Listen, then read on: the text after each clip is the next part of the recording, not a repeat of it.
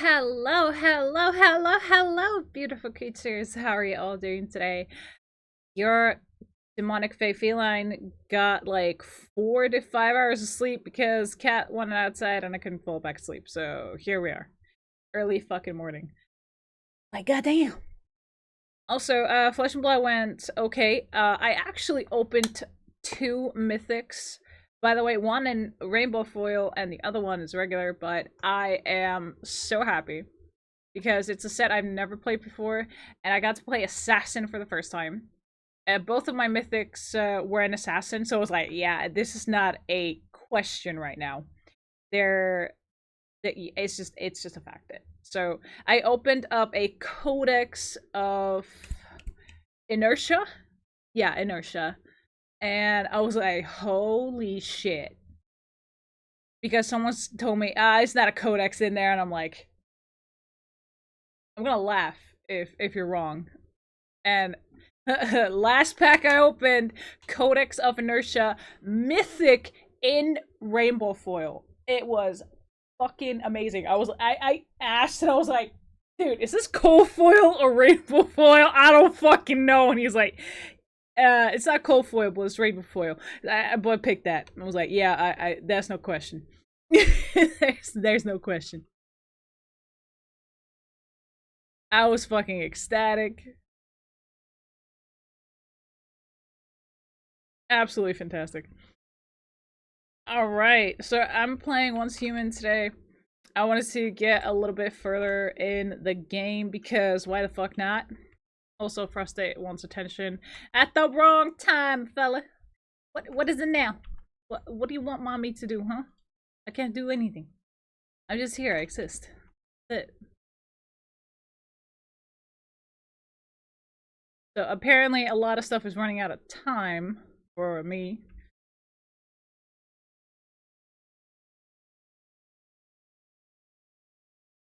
But yes, we are putting stuff away. Oh, I feel cold. Oh, damn.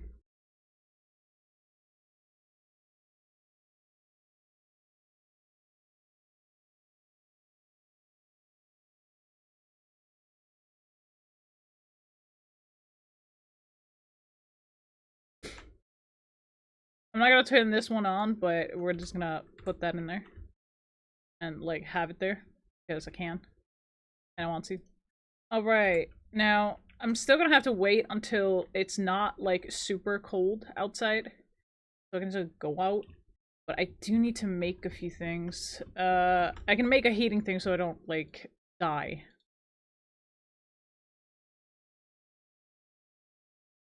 Okay, we need to make more charcoal.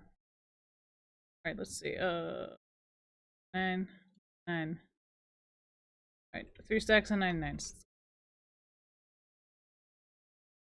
I'm just staying by our lovely furnace here, so I don't have to, like, almost fucking freeze to death. I'm feeling fine right now. I'm just like, eh. It's one of those days. It's like, I woke up. Frosty, you're the one to blame for this. Yeah, you're the one. I know you're sick, buddy, but damn. Don't gotta wake up mommy at, like, 4 a.m. in the morning. I've been up for, like, 4 hours. I don't fucking know anymore. Like, I don't fucking know anymore. I honestly don't.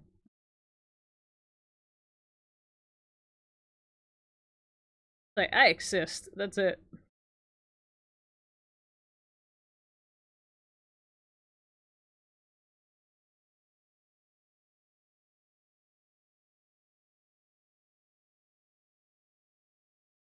Just hold that up for me, sweetheart. Now, let's see. What? Eh? Oh, yeah, I can change my profile pic, right? Good.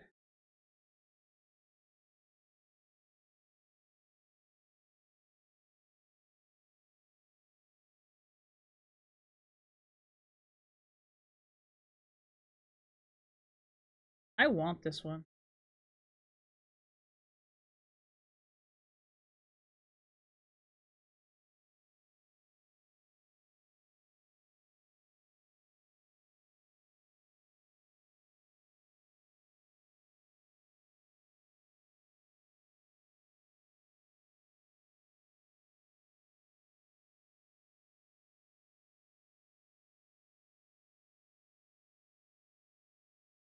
how the okay, it's equipped, alright.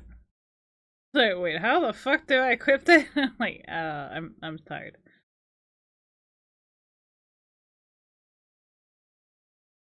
Okay, it's probably warm enough to go outside. Never mind, I still need the heating thing.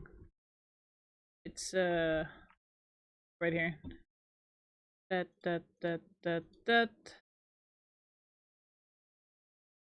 I hope that's enough. Not sure.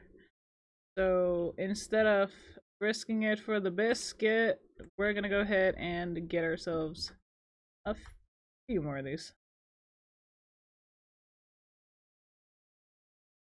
There. Okay, so we can actually do a few other things before we go. But I'm gonna go ahead and see what the Mimetic Cradle has to say for itself. So I want to make this, but I need to get certain parts to make the freaking table that I need. So I need 20 of those, and I haven't gotten them yet. I'm like, what the fuck? So I need to go to a location so I can actually get that. It sucks. Sucks balls. Like this one, I need 20 static parts. I don't have any of that. I have everything else. It doesn't say it there, but when I go into build, I only need standard parts 20. Well, fuck you. So I'm like, motherfucker, what? Just give it to me.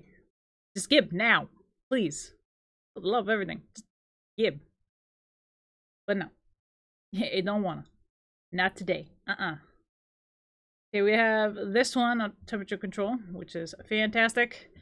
Although I would like this one, but we don't have enough. Not yet, anyway. So we're gonna go ahead and farm a few things in Once Human. But yeah, I'm gonna save all these, but this one I'm definitely gonna be picking. Okay, let's see. Oh,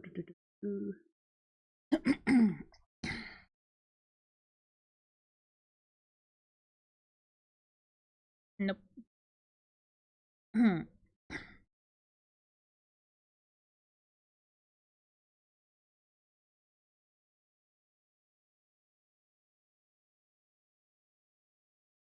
Let's take Mechanist. The Mechanist.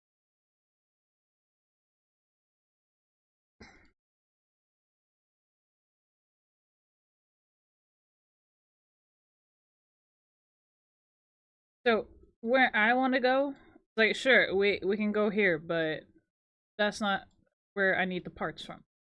So it's like this area is like the place where I need to go. So we're gonna fast travel to here and get to that area. First, do not whine at me. Nope.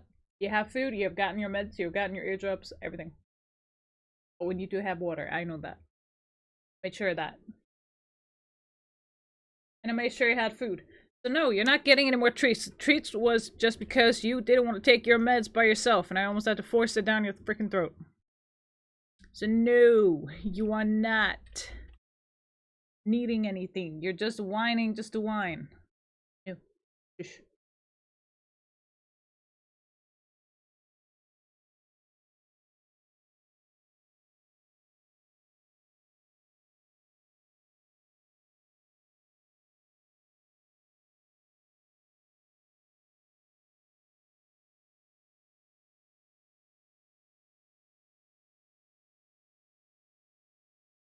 Oh yeah, we're checking the trunks for portable fuels. Okay. That is just a fact here. There's no ifs or buts about it. It is happening. There we go. Wait, I need the reindeer meat. I also need a reindeer hide anyway. So, oh well and dandy.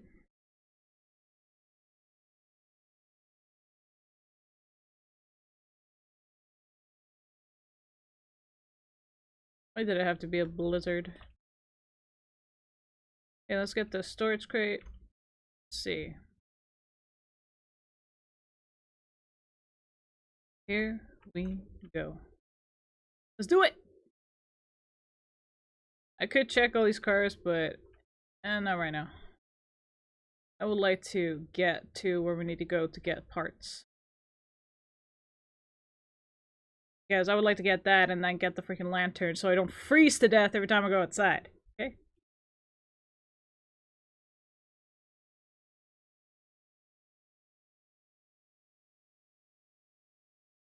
I almost got here last time, but it was like so late in the day and in game that I was like, what the fuck, man?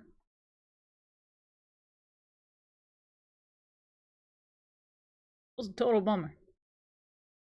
But at least I got the fast travel point. I was like, yeah, there it is. The brace yourself for the goddamn freezing temp. So here's the other problem.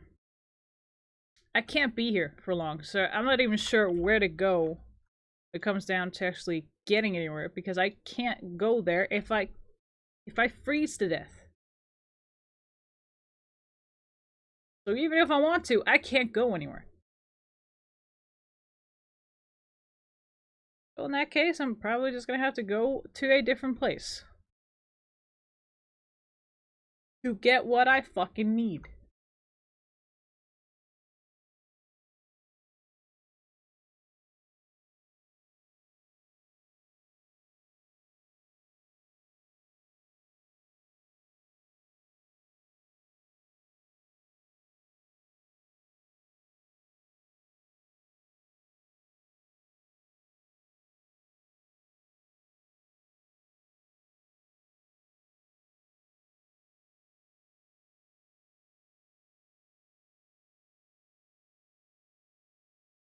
Okay, season goal. Oh yeah, we can get these. Sweet! Heck yeah. And we can get this. Hell yeah. Alright. Now, as for the other thing. We're not gonna go here now, because I can't get there anyway. Even if I wanted to.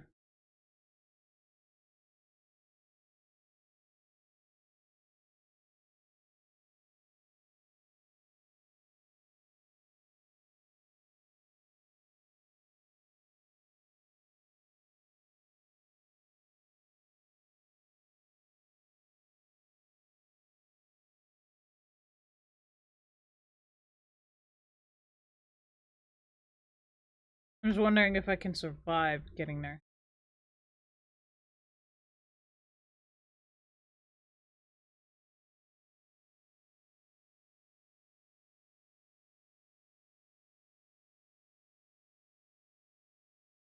Because it kind of sucks having to, like, go somewhere and then you can't get there because, or you can't get to it because it's just like, hey, you're in freezing temps. Here, you're gonna die of hypothermia.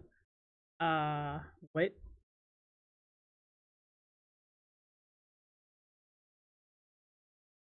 So, if we can't get to our location currently, at least we can get to the fast travel point, just to have that open for the next time. Because if it gets too cold and it says you're gonna get hypothermia in 30 seconds, it's like, okay, yeah, you know what? At least we have a fast travel point for next time, and then it's shorter distance.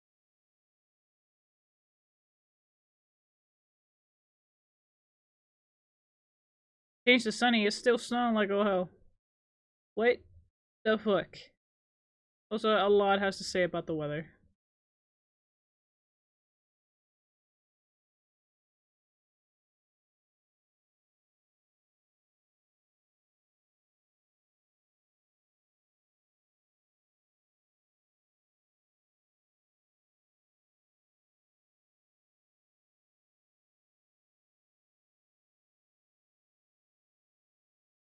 I don't want the season goal. I want the points.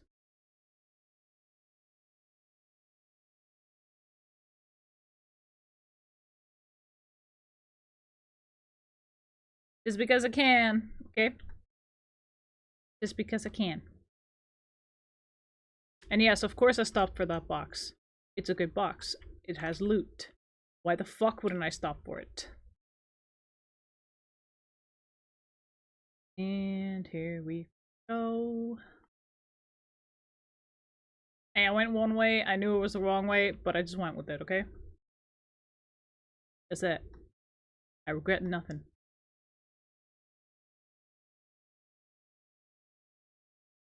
Now, this is also where the main quest line is, so let's go ahead and get this fucking puppy done.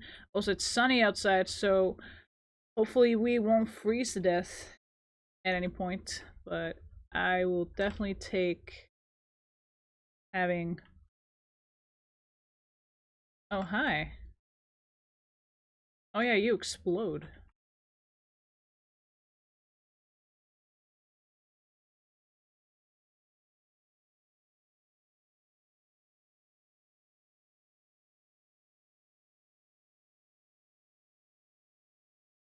Yeah, these guys shoot back.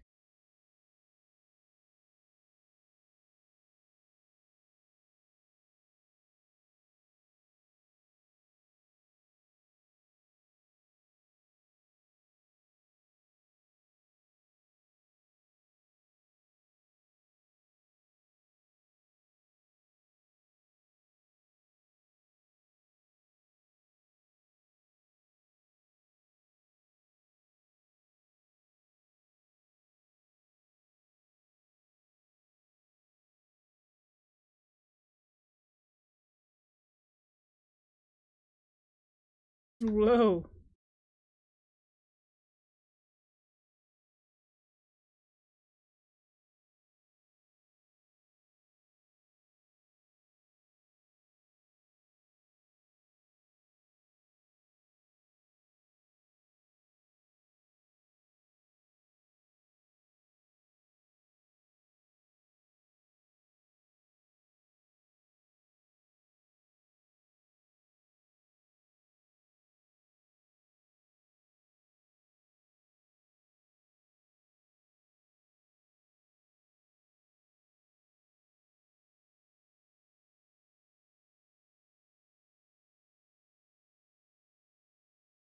Yeah, I'll dance over your corpse.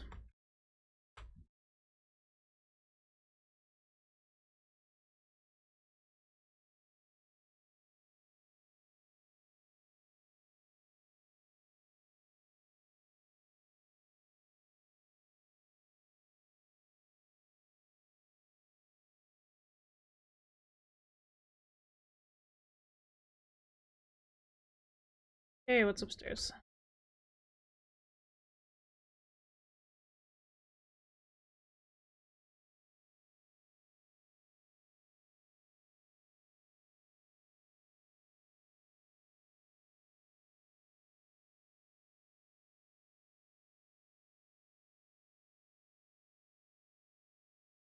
Oh.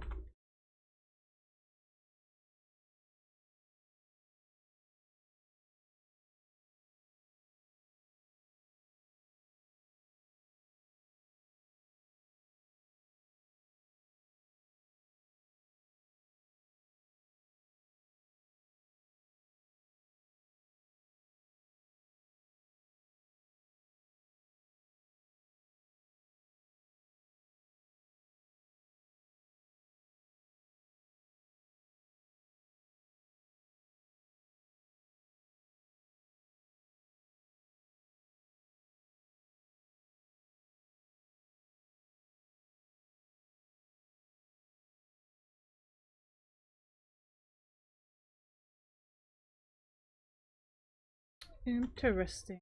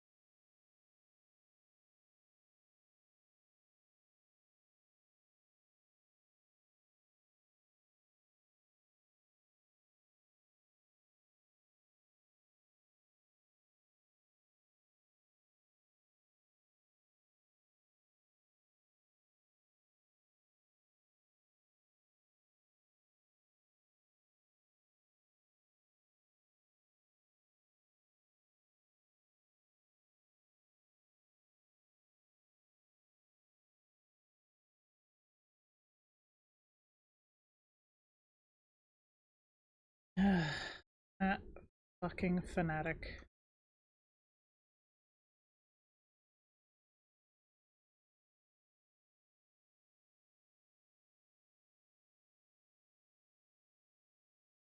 We're not done yet.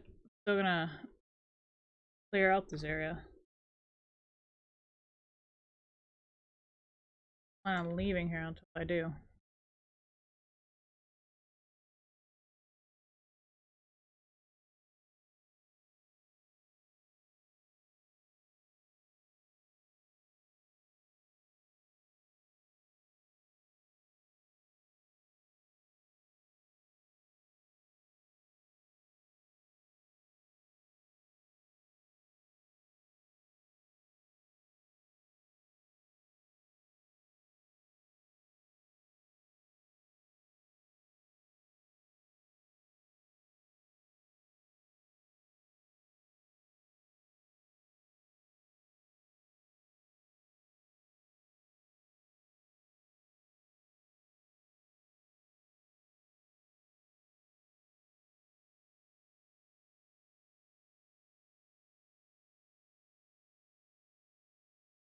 Yeah, suicided themselves. Great job.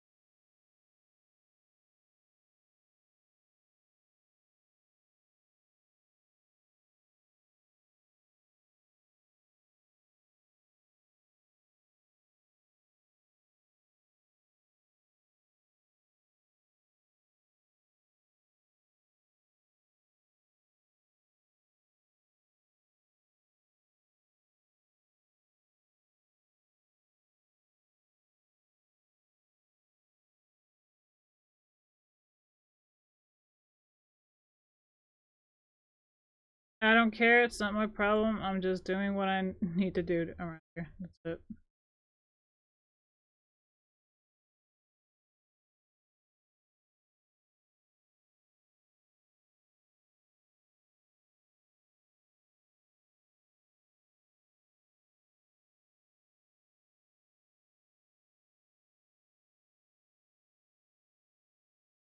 Weapon crate found.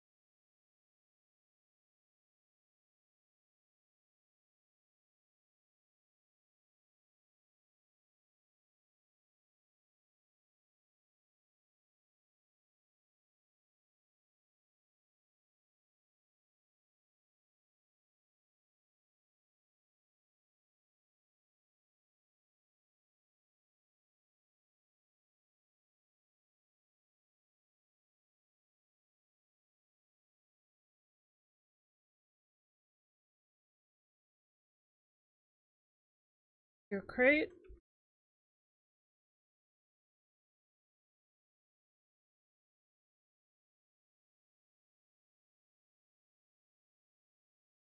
Oh, this area is huge, but it's warm.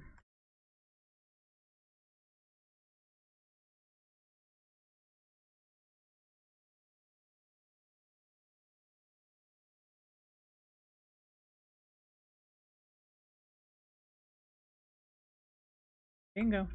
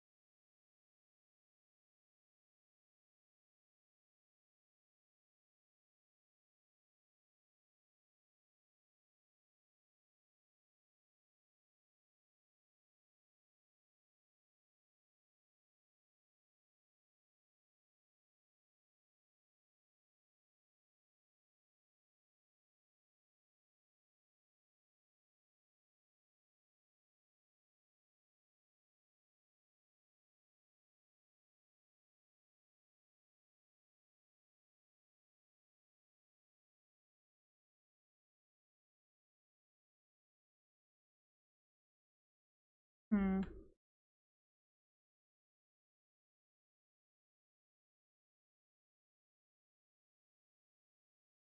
At least we went to here.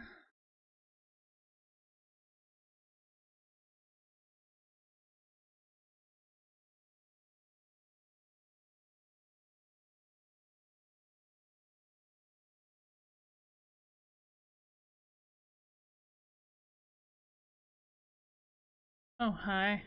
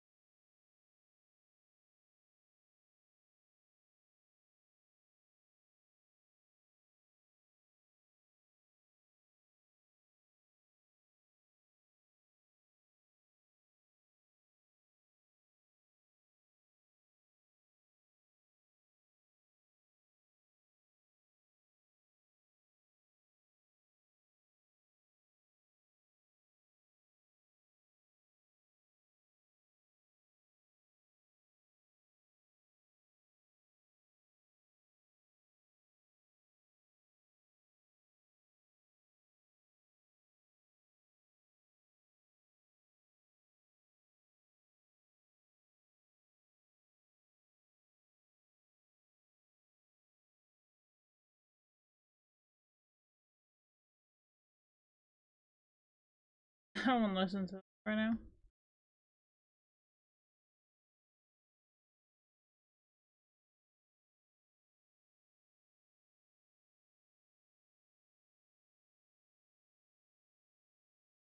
I knew it.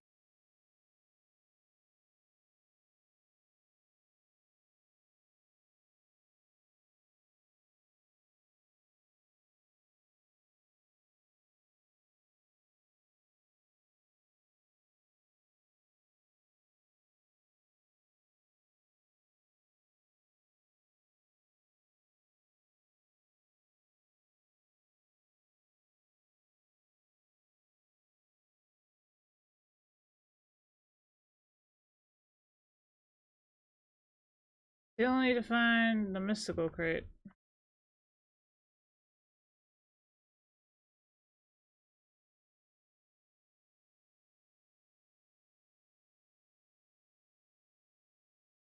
still want to find that.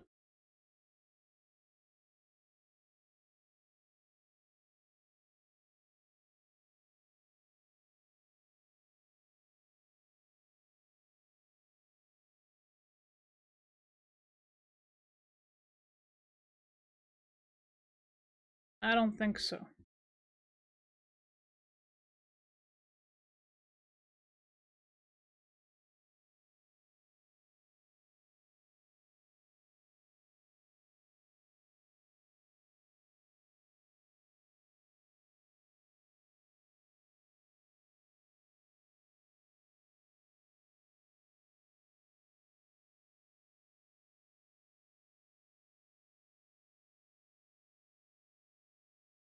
The fuck is the mystical crate?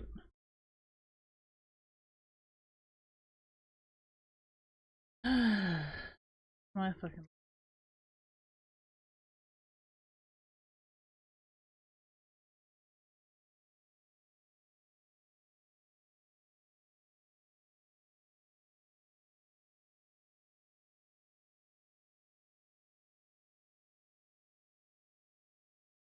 Nope.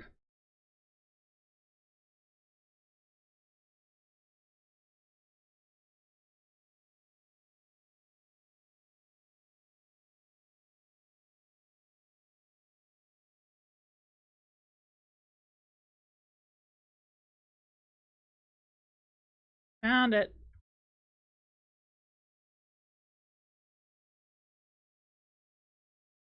Sweet. Heck yeah. Okay, now that's done. Now I can go get the...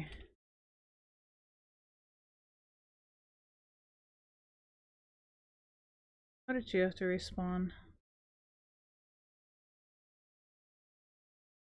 Sorry.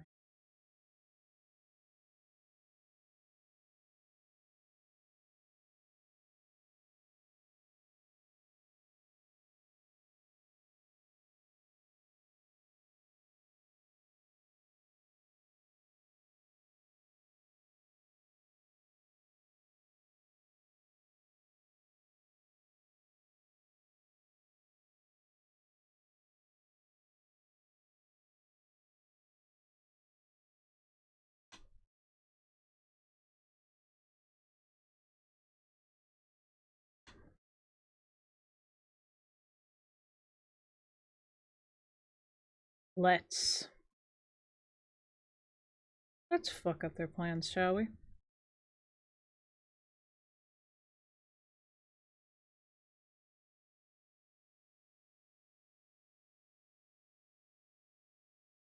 Let's fuck it up real.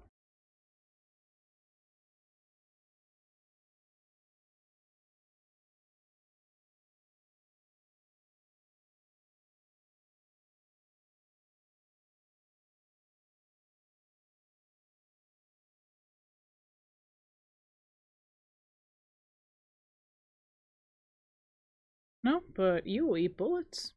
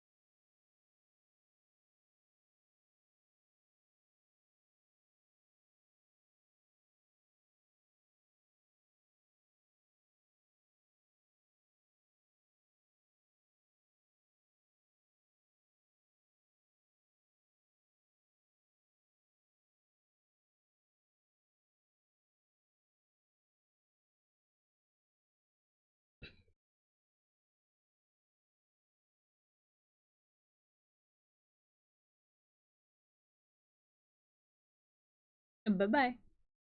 We're out of here.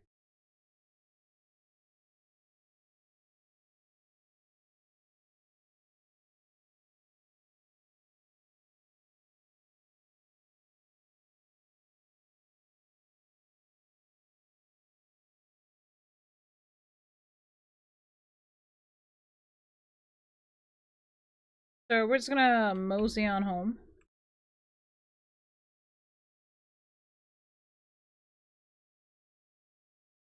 So before I go ahead and do like any sort of handing in the quest, I'm just gonna get the viewpoint thing.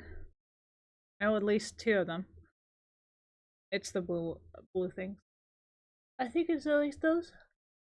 Ha pa pa pa pa.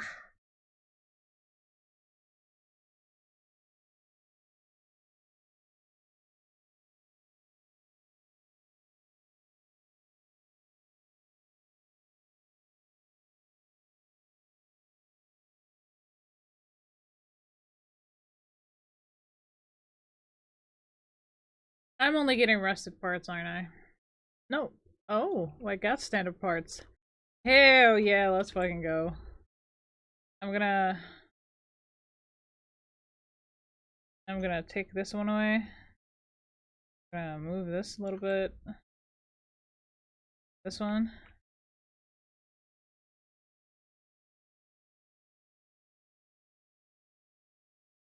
Here. Now we can make this. Hell yeah. Now I won't freeze to death. Every time.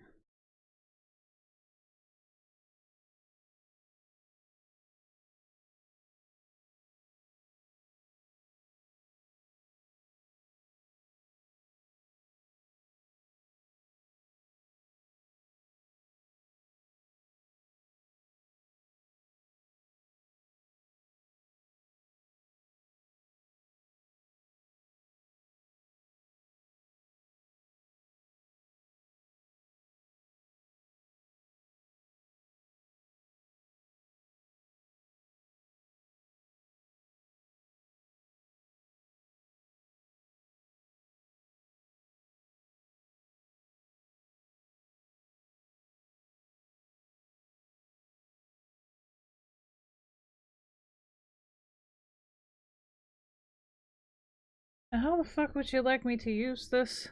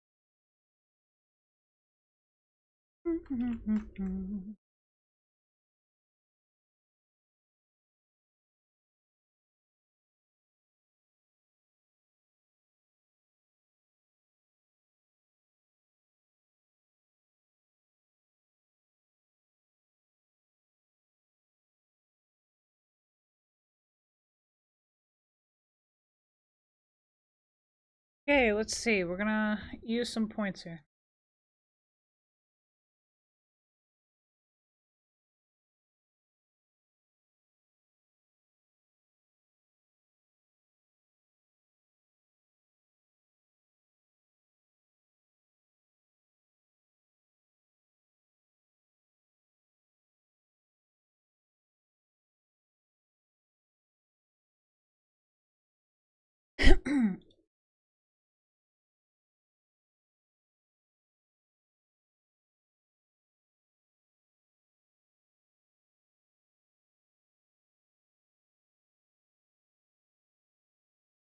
Maybe I should have used it on a different thing, but eh.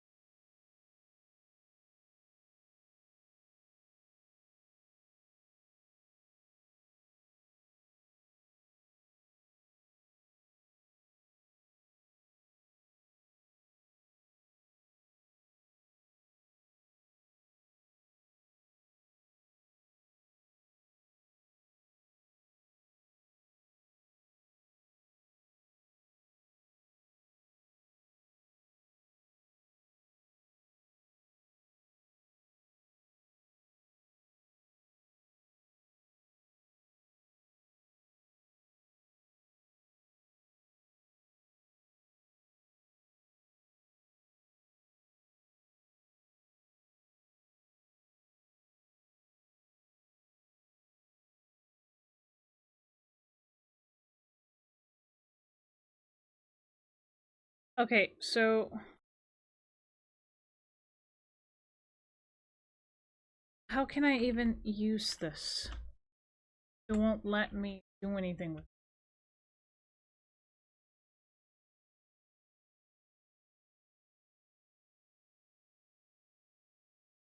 It won't let me do anything with it. I'm like, why?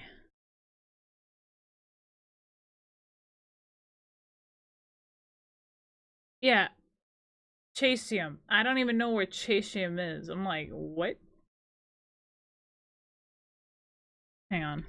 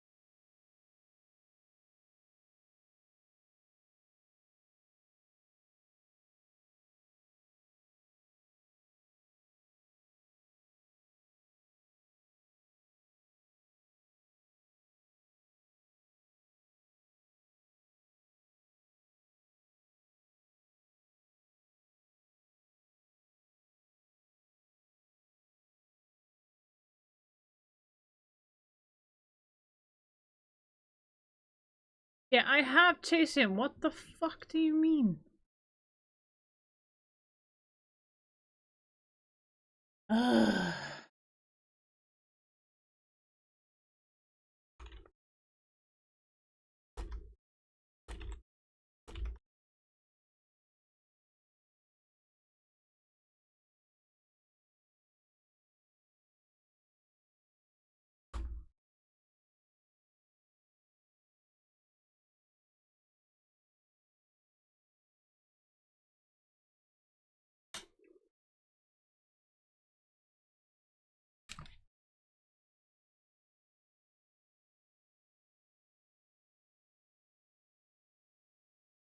Okay, I need to get seal fur, apparently.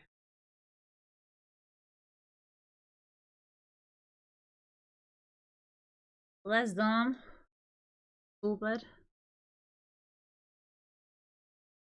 I don't know what I'm doing, okay?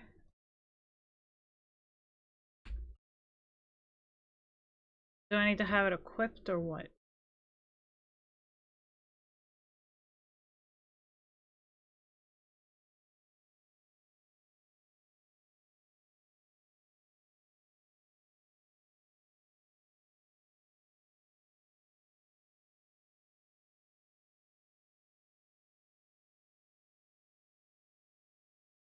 I don't even fucking know, man.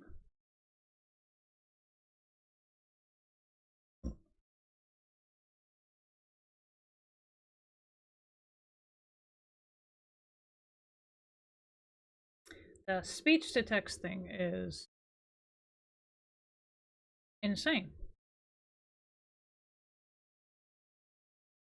The speech to text thing is insane. Apparently, I need to fucking talk like a goddamn robot for it to get the fucking words that I'm trying to say.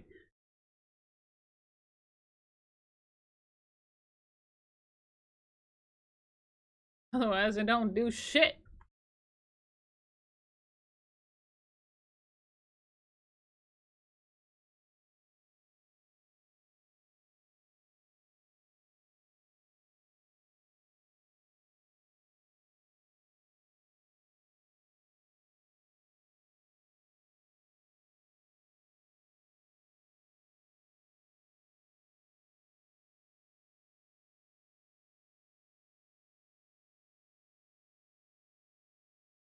Also, I'm lagging like crazy.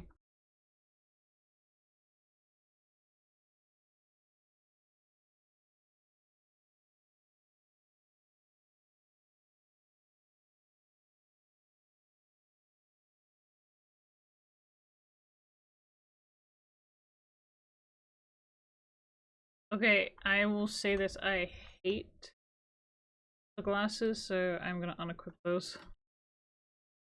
Like them. They were douchey.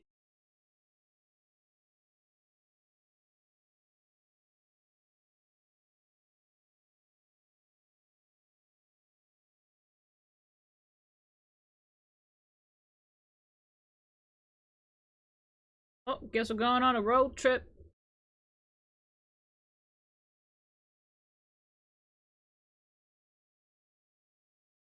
Oh, yeah. On all those. Down.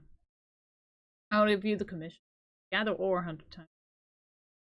Ah, okay, that should be easy enough. Let's just gather some, and also, since we're gonna be gathering ore, I want to have this food.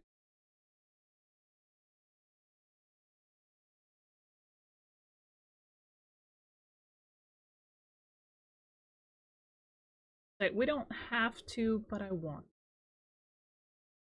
Here's the difference. Is this.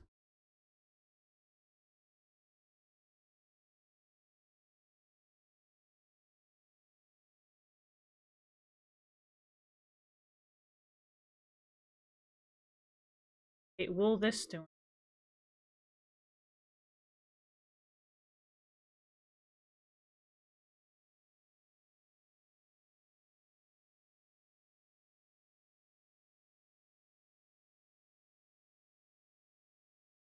Ooh. Sweet. Alright, let's do this.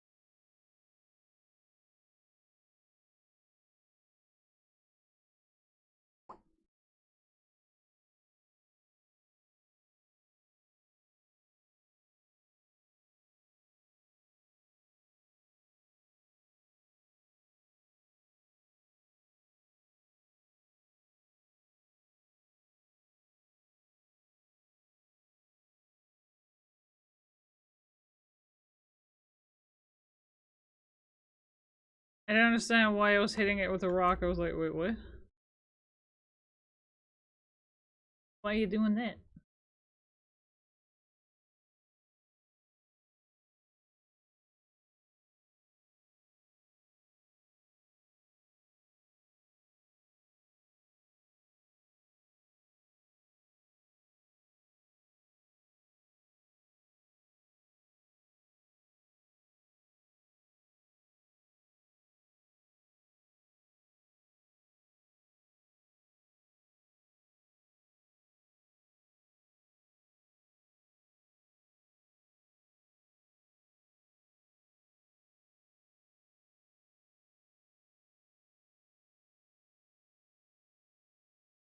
That's interesting, actually.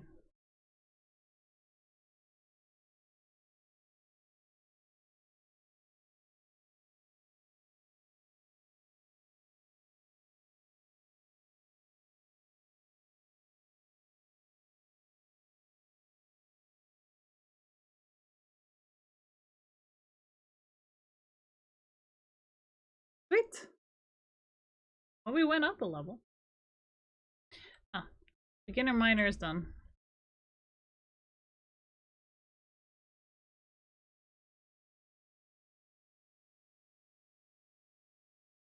That is actually not a bad idea.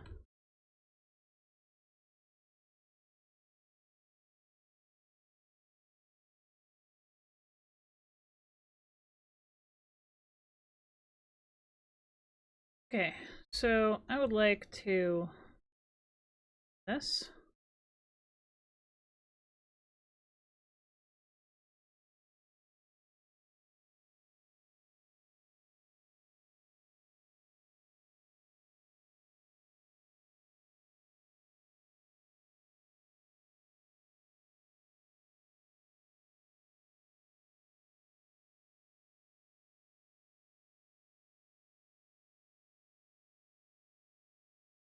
And we also got for it.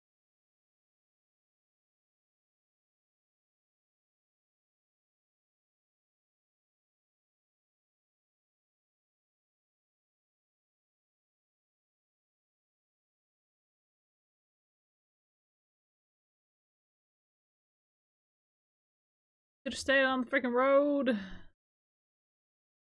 Yeah.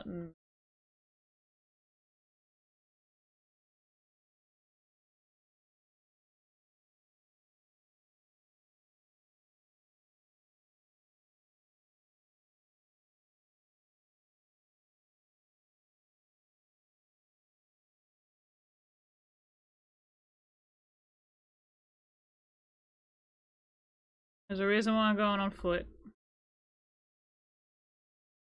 Because I want the fuel in here.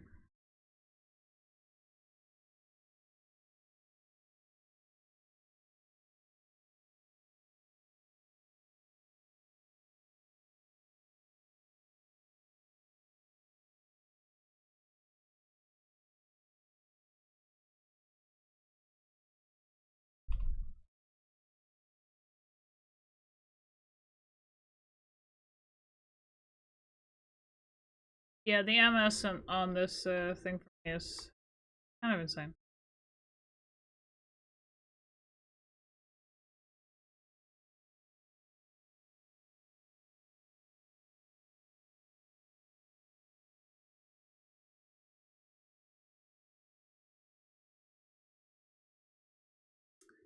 Give me even, sweetie.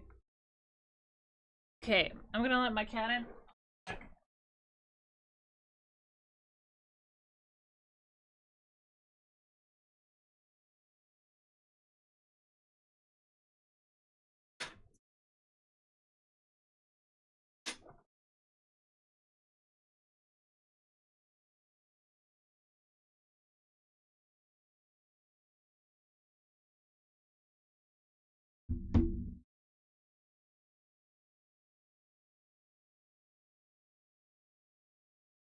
Alright.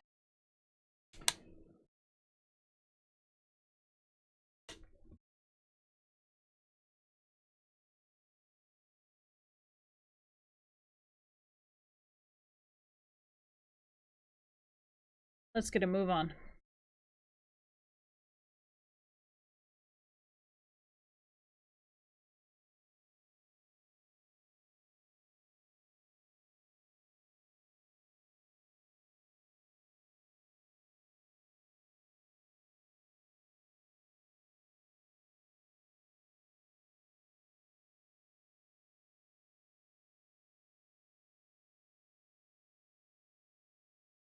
If I stop, I say trunks of cars, and I'm like, I'm getting fuel.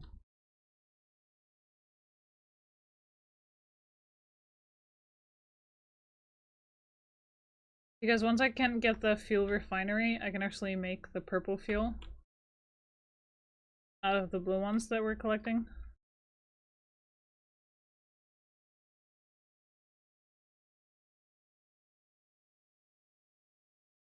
And I can get better fuel.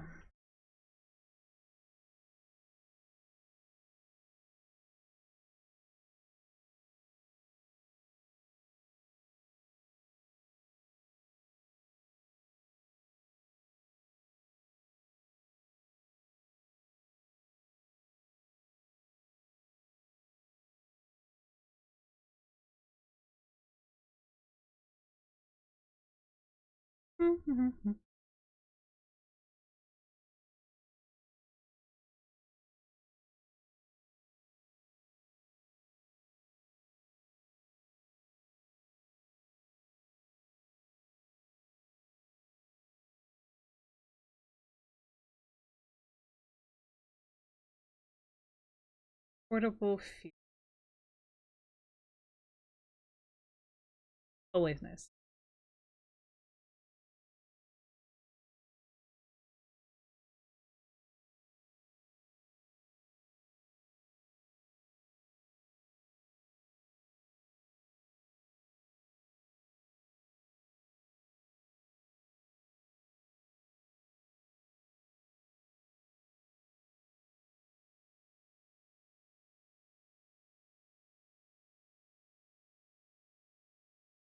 And we're going to the left.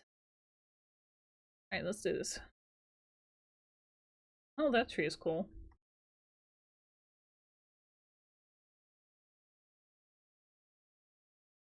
Well, I wanted to go ahead and get the other side, this side quest done, but I was like, you know what, fuck it.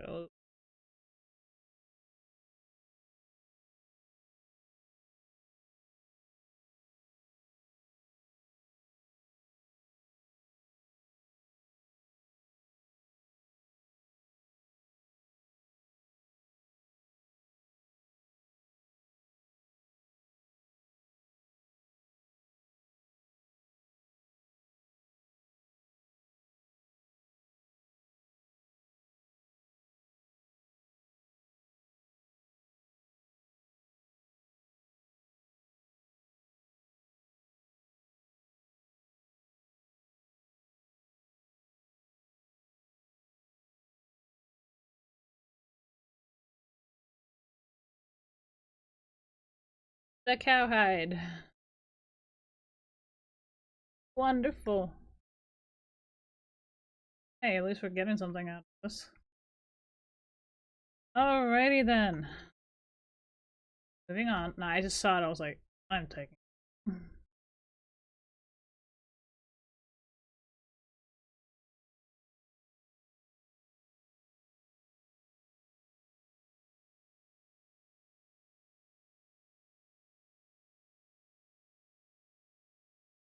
We have some ground to cover.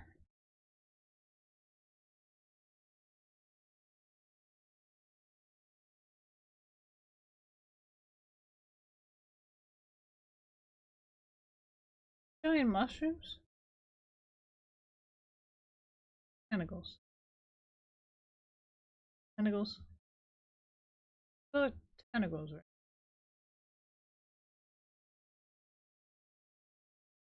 Yeah, those are definitely tentacles.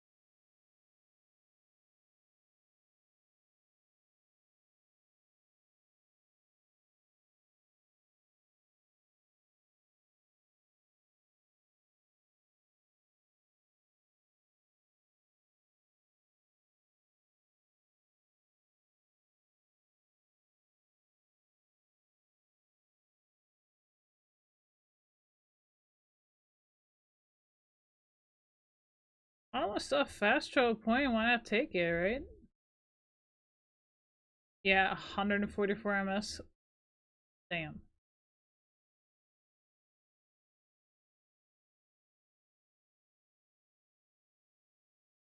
It's a North American service. I'm in Europe, people.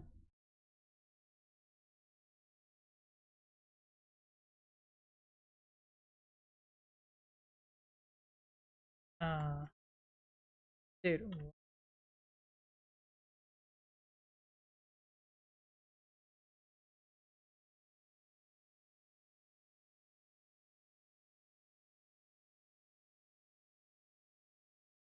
As you can see, it's lagging like all hell.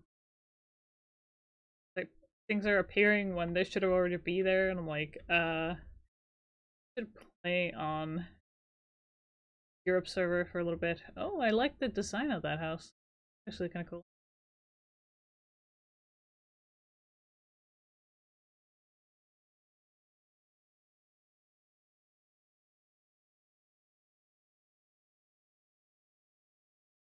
I mean, you can see how laggy it is for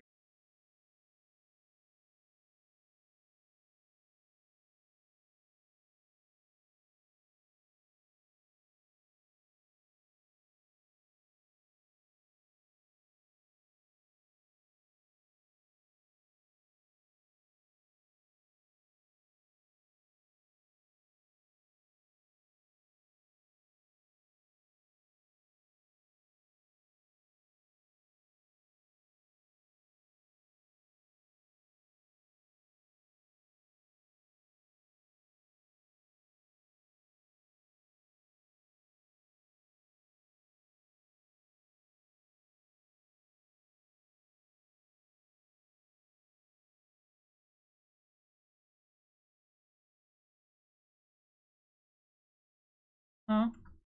Damn. I think it's real.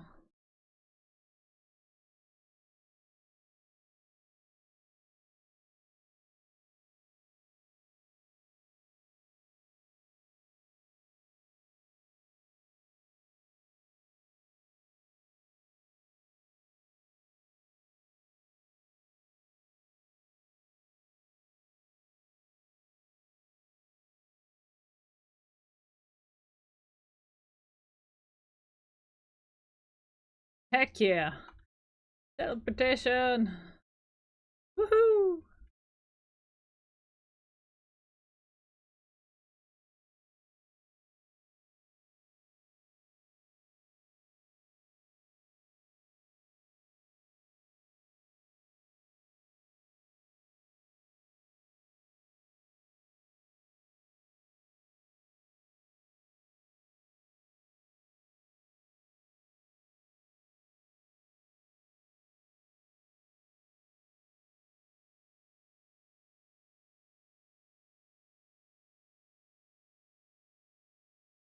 I just don't want.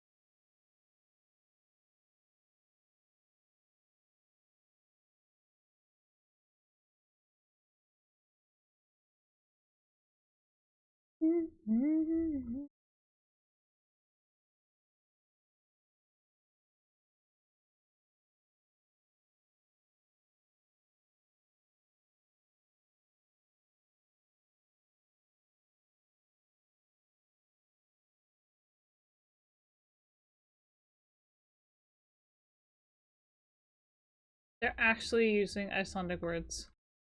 It's good.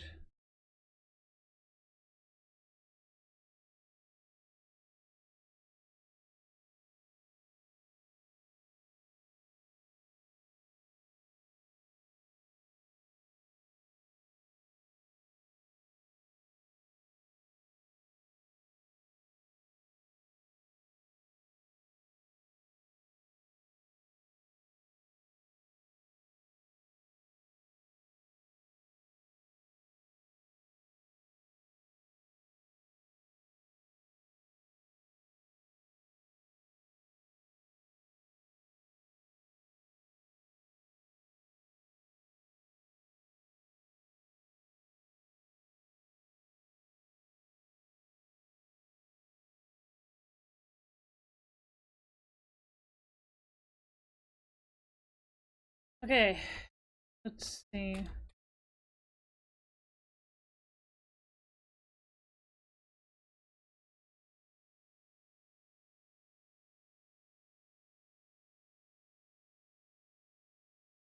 Better to get everybody.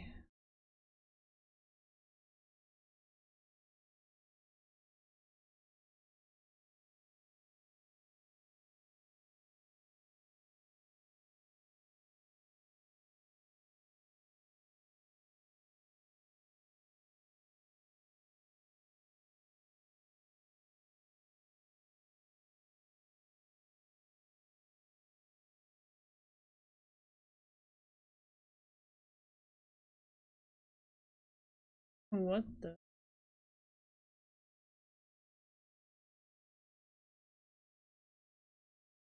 Are we seriously cleaning up a family squabble?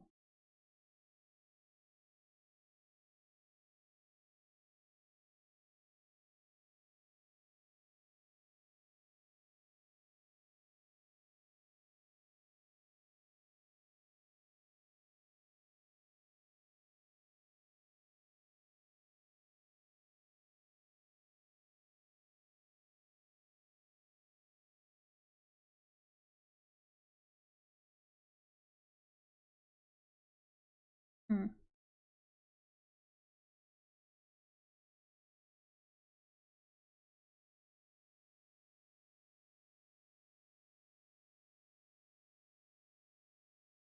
Will you take me? Okay, let's.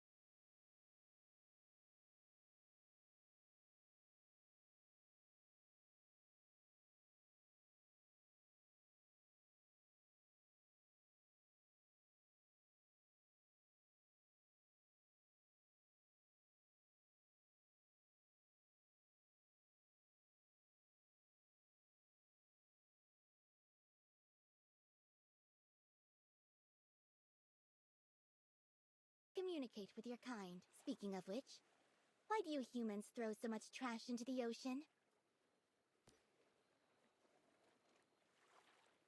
I totally forgot to Regardless, put on I the thought if I sound. ventured onto land, I'd find a place for myself. But it turns out humans are quite xenophobic. Goldfish have a short lifespan, so hibernation is my best bet. I hope when I wake up again, there will be more fish like me in the world, and then I'll no longer be alone.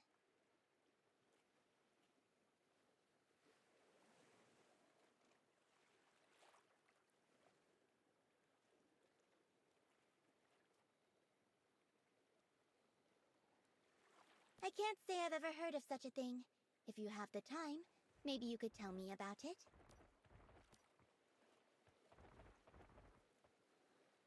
Then, how do you survive as the only one of your kind here?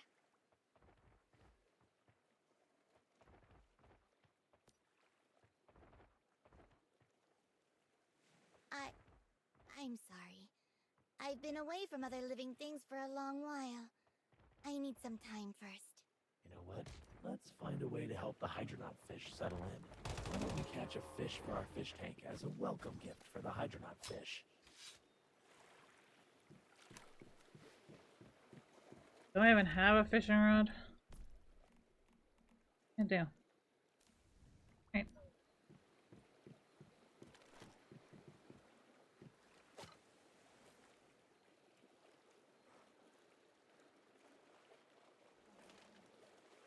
I don't even know if I have any bait.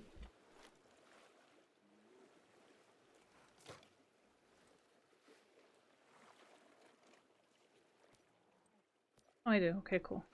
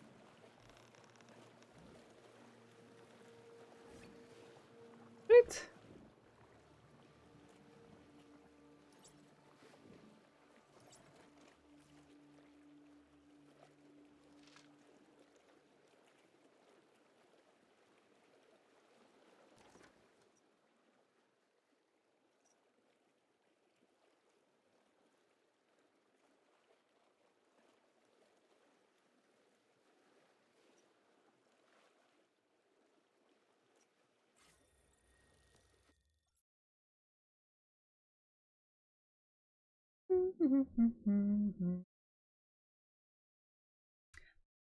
da, da, da, da, da, da.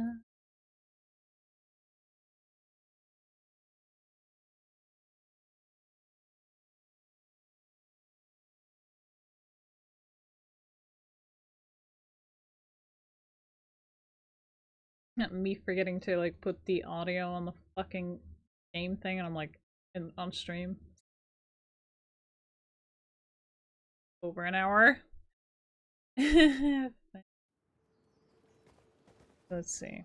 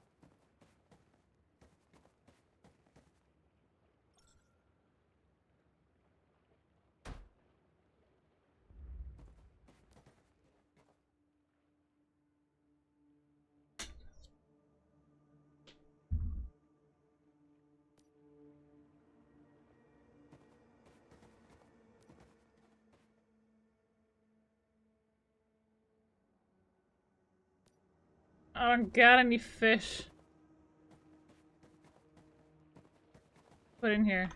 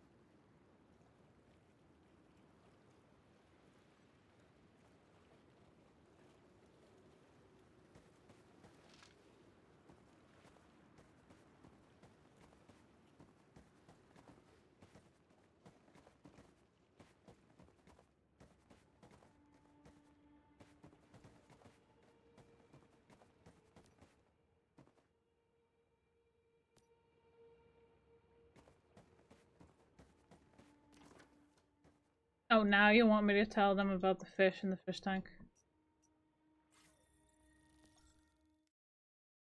Fan-fucking-tastic.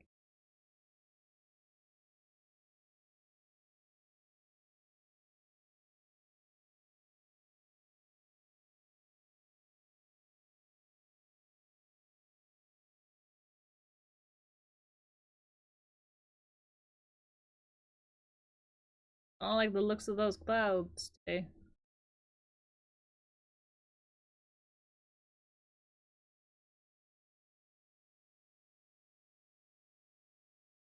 Sure.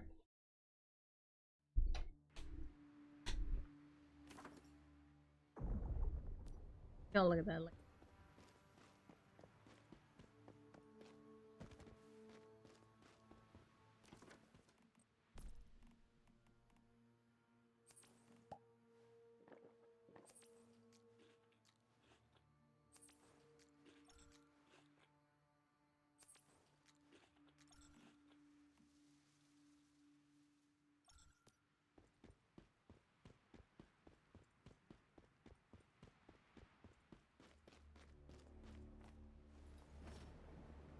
Yippee!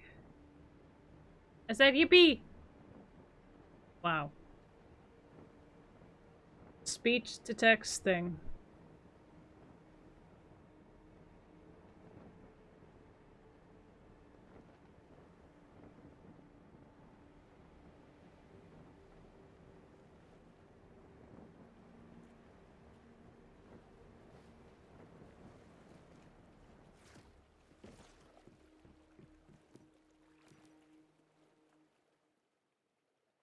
truth be told, it's been a long time since I've felt this natural connection.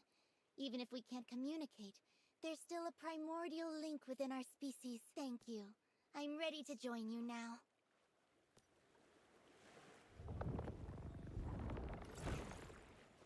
Sweet.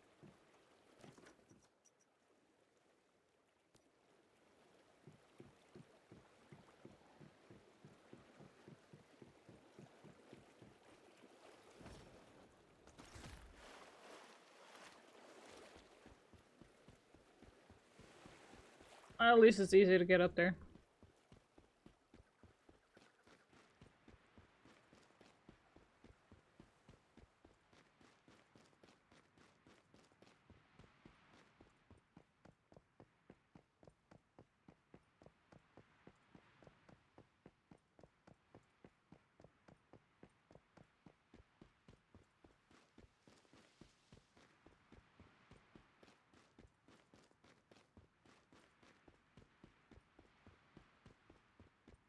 I do need to get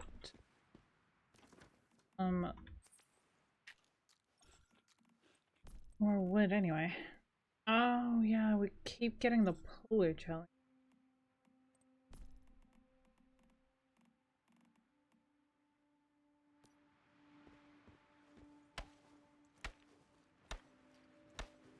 I just wanted that thing so I can get extra when I actually gather stuff.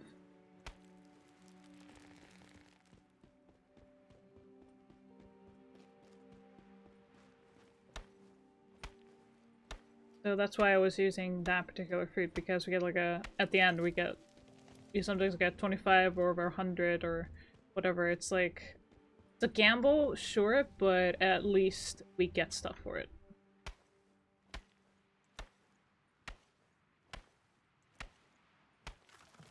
Yeah, like that, 115.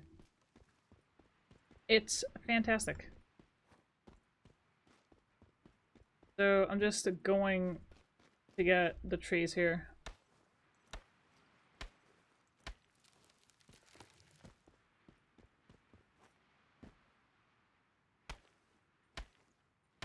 Just makes gathering a little bit faster.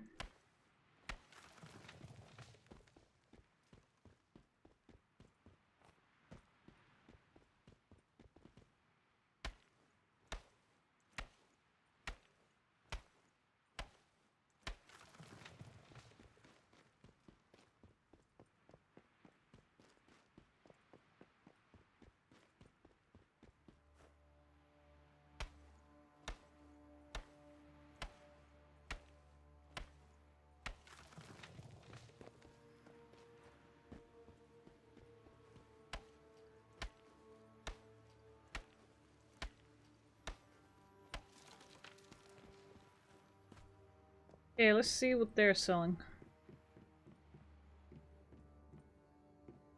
Dude, you are a shop.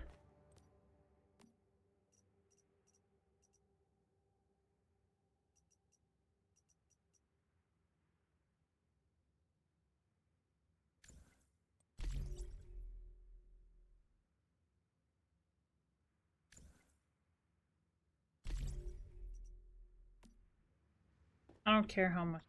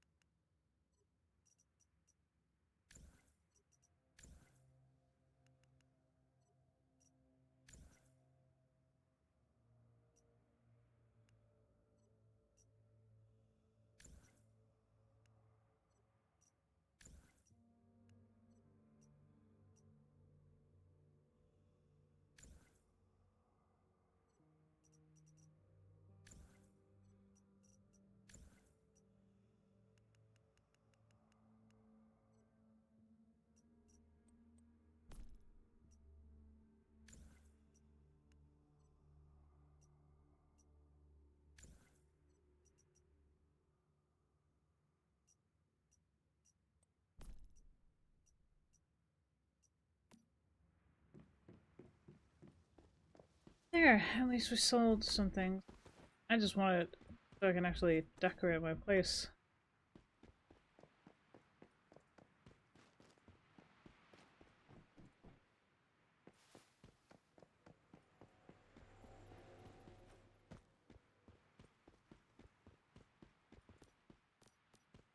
The deviation, honestly, all kind. Anyway, just so. Another job.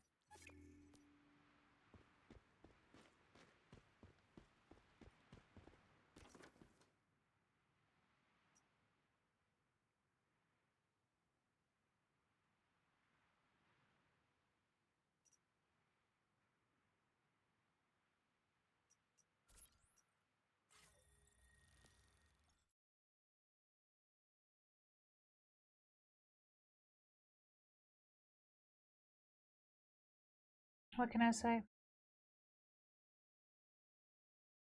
It is. Once you get going in the game, it gets a lot more fun, sure.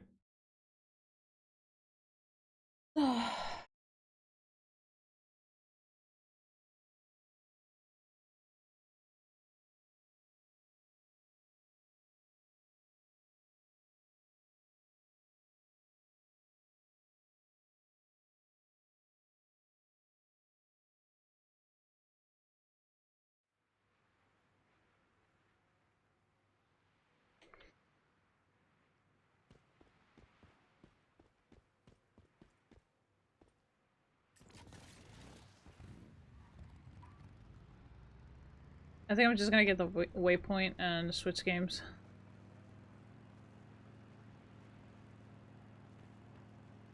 Like, as much fun as one's human is, it sometimes gets very tiring. It does.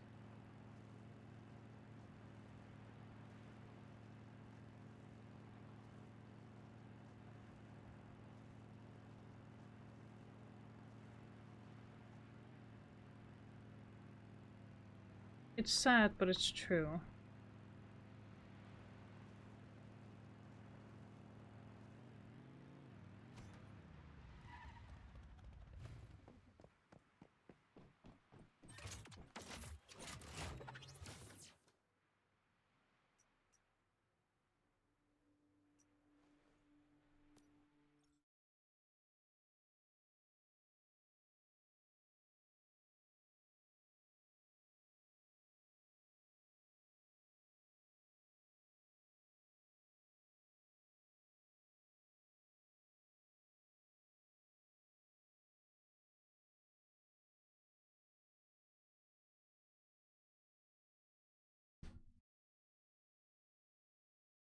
I wish there was like a music thing in there.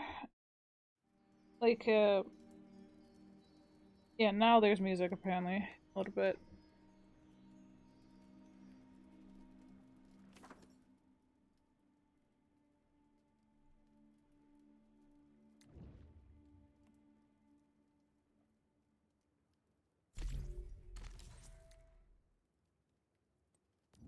Okay, I'm gonna have to get some power thing.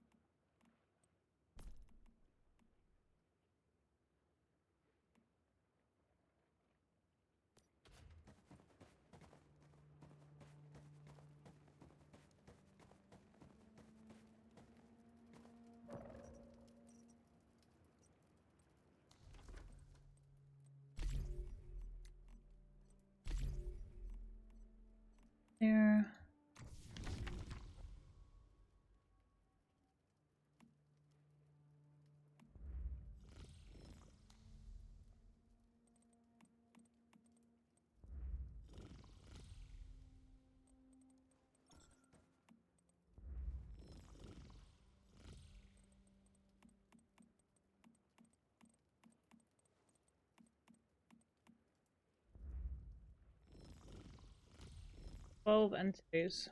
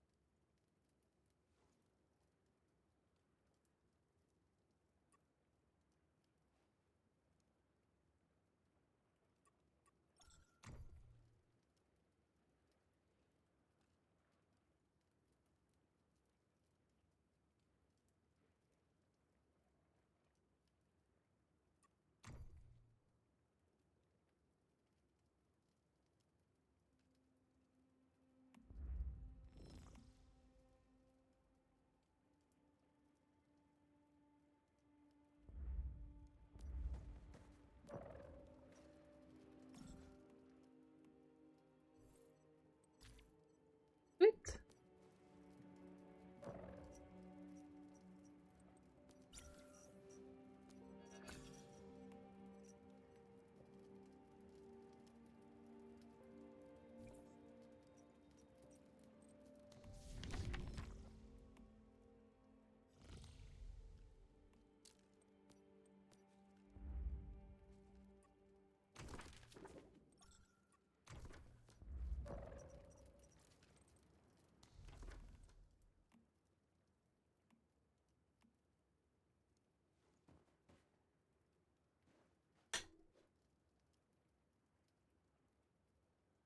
Hmm.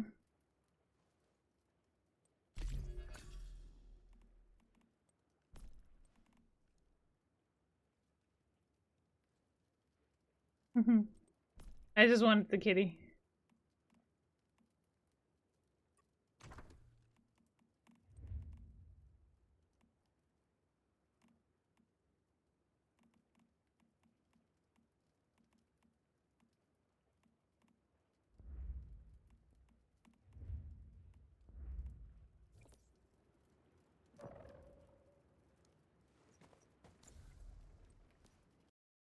Alright.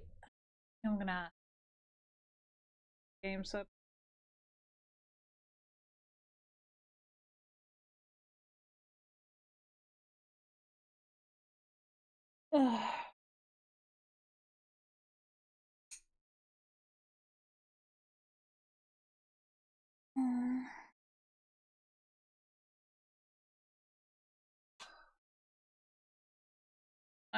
I'm there because I had my hair up a little bit to test it out for a little bit today, and to have the point higher because I have a like hair tie and I put my hair in a ponytail, have two locks at the dangling free, and then I use a like hair clamp that you usually see in buns, that, and I have it like under, like putting my ponytail a little bit higher and giving it that kind of like anime puff look of a ponytail.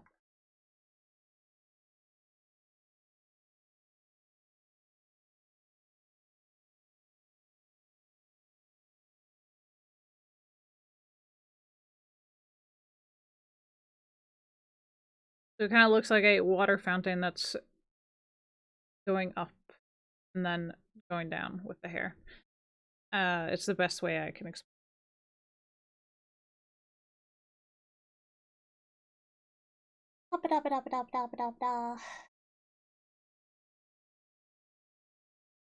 But that's not what I said, but okay.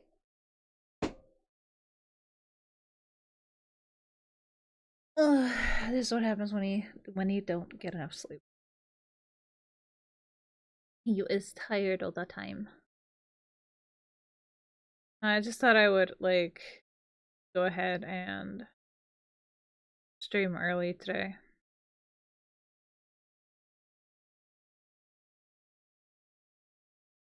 I think I'm going to make coffee. I'm gonna go make coffee.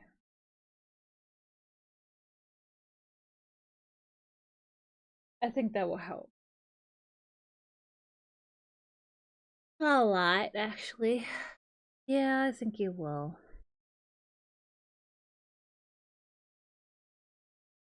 I think it will help.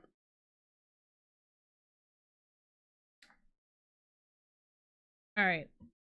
I'm just gonna put on be right back. Alright. Be right back.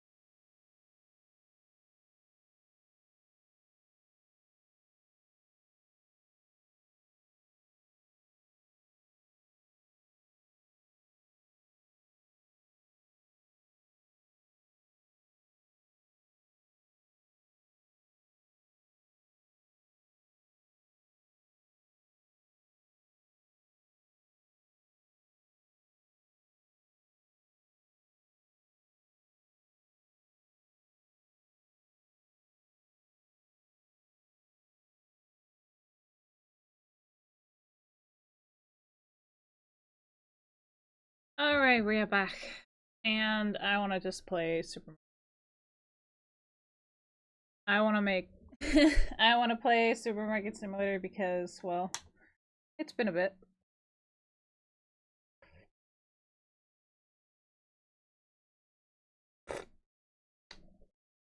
Nom nom nom nom. I has coffee. Caffeine.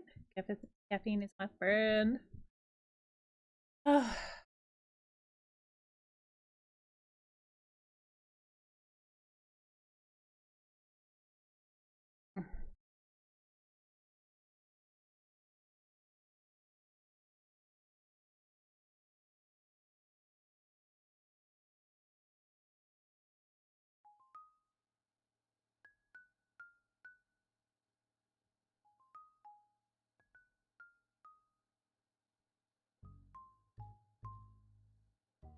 I don't know where I left off. But we shall,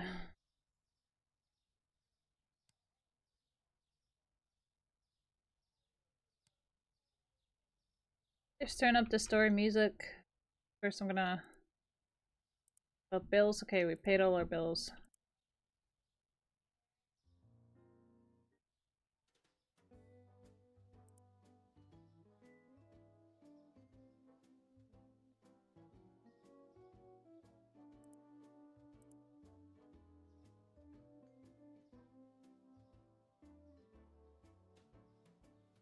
Yeah, I want to get to here.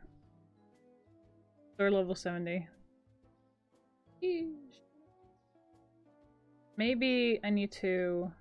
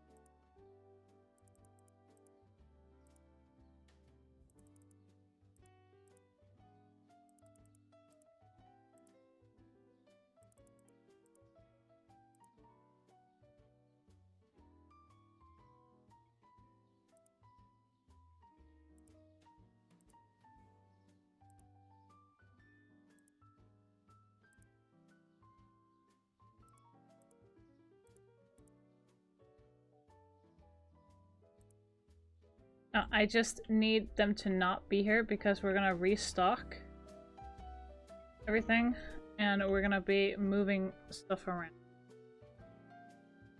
Okay.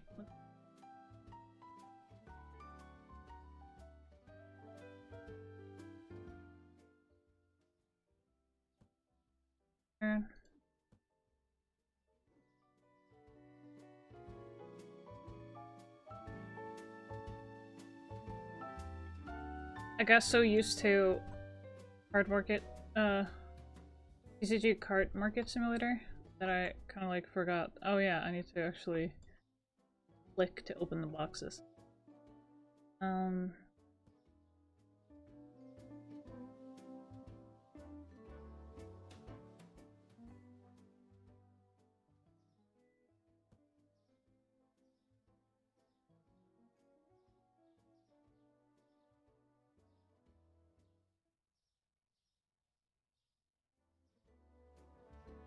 Because now I need to reorganize the shelves.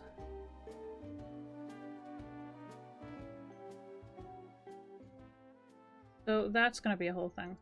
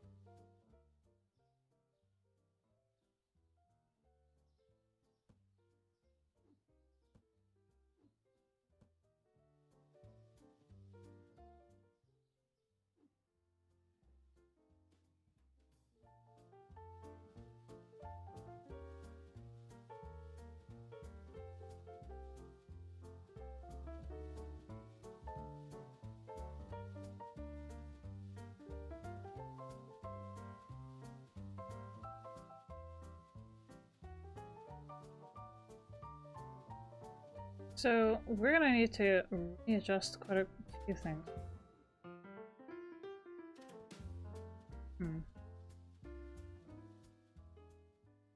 We do have an extra shelf here.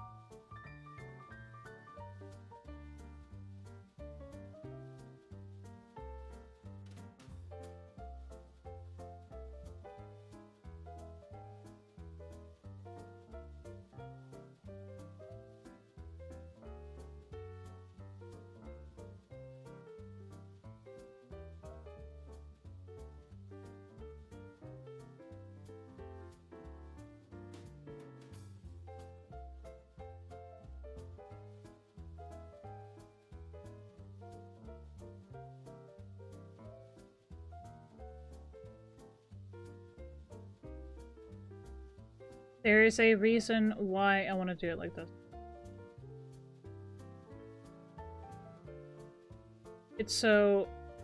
It's aesthetically pleasing.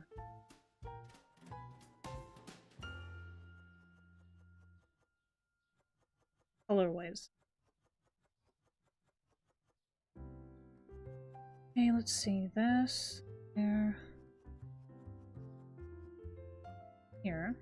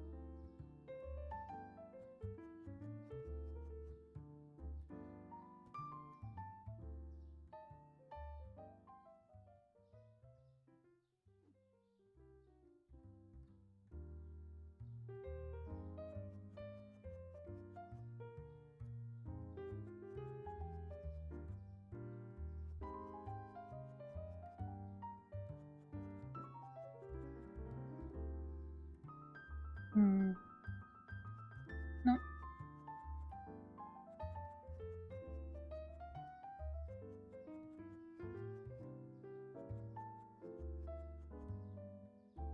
Looks better.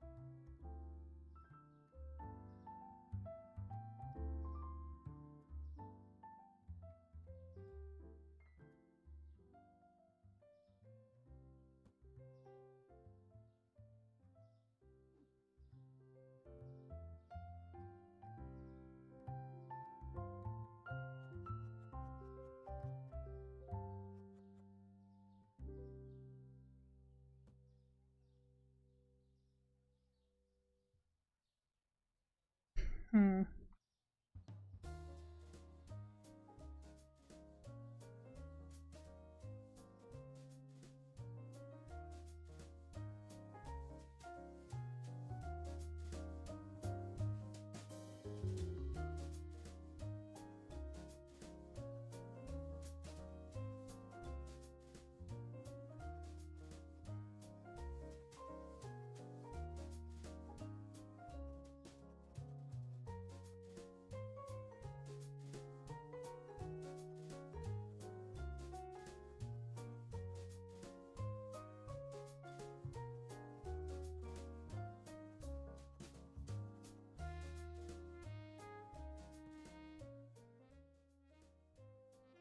Really trying to figure out this. Like,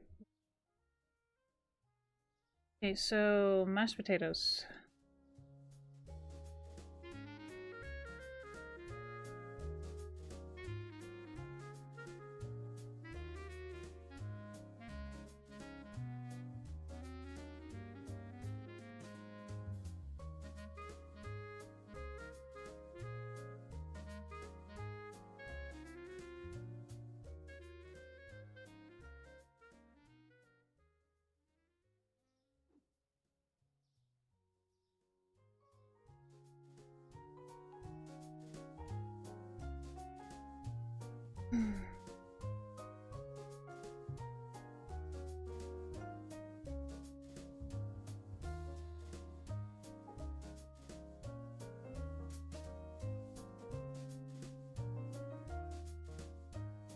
Oh, this one.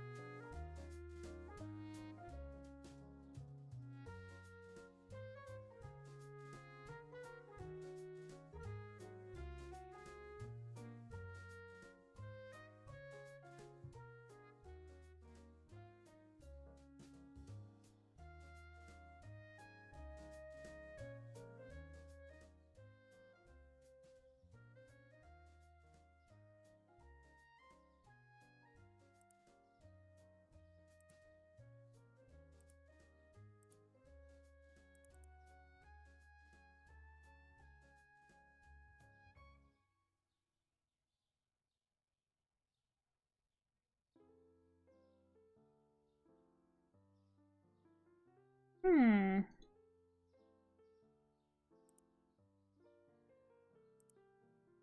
See if this one works.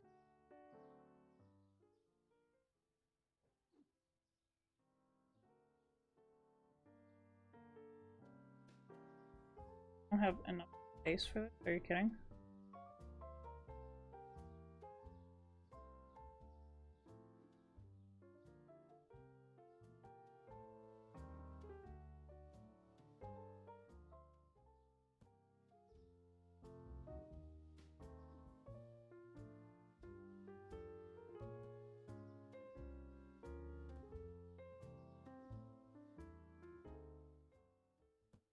Just trying to redo, like, put up my freaking shop, man.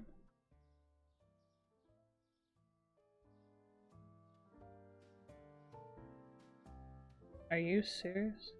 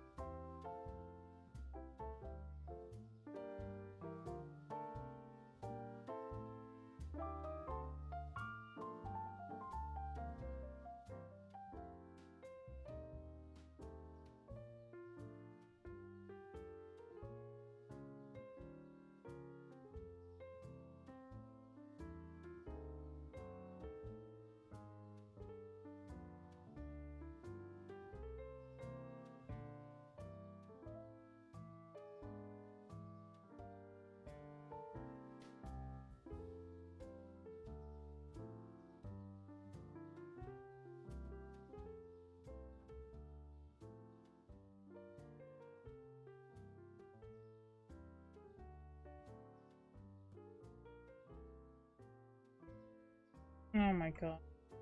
Horrible.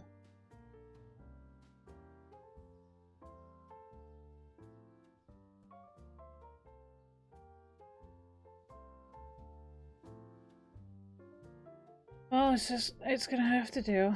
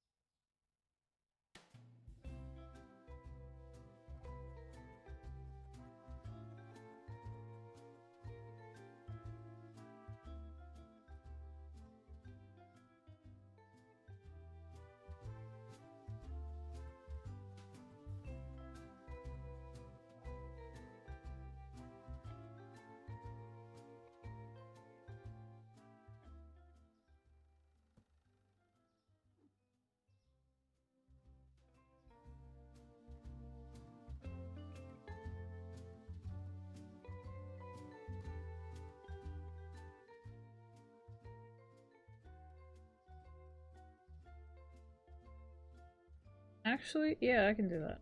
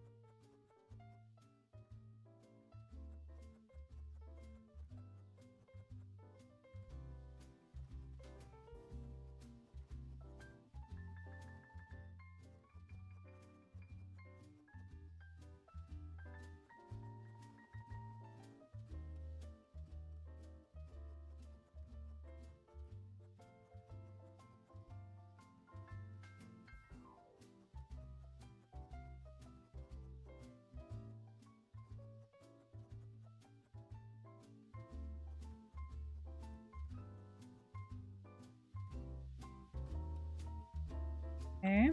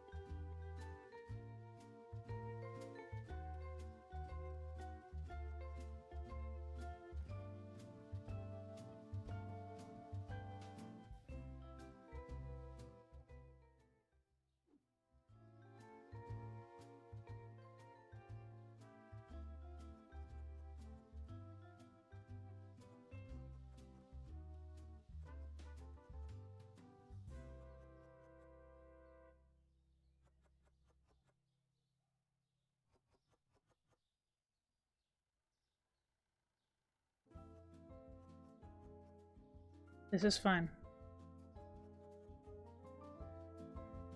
Okay. Put that there. Alright, now we're getting some.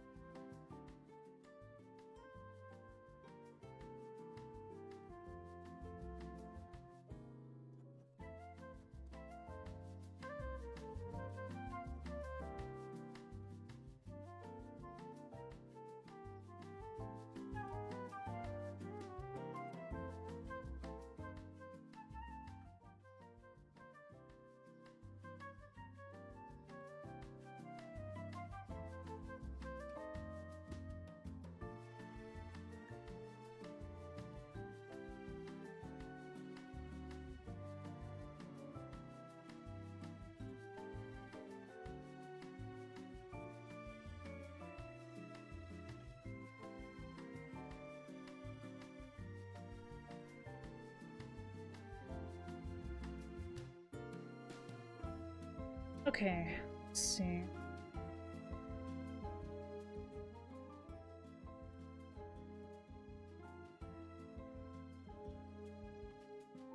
Put the peanut butter here.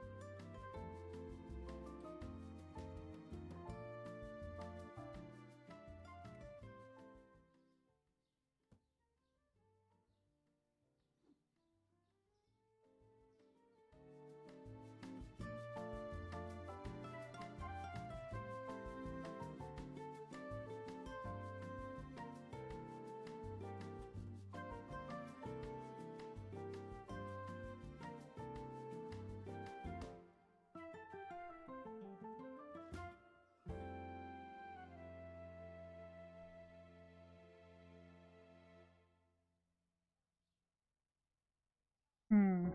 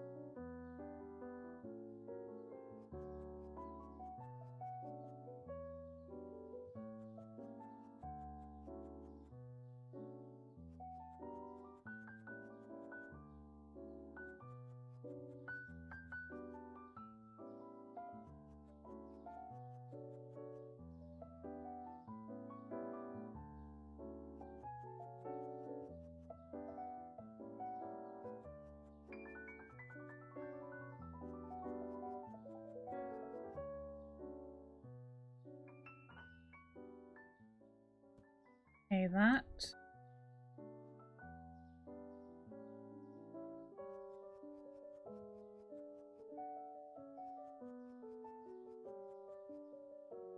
Trying to have everything exactly how I want it.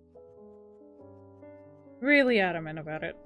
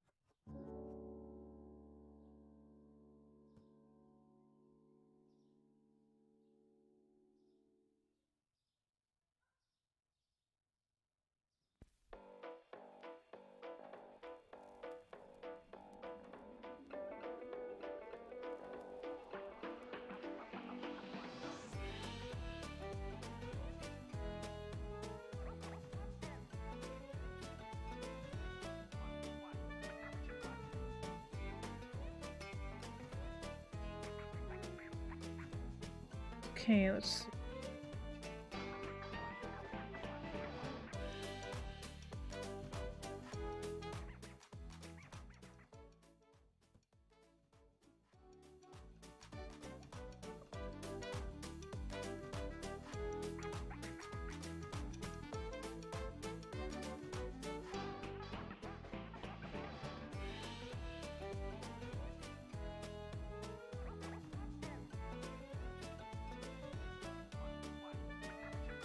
Well, trying to redo everything in here is not exactly very easy.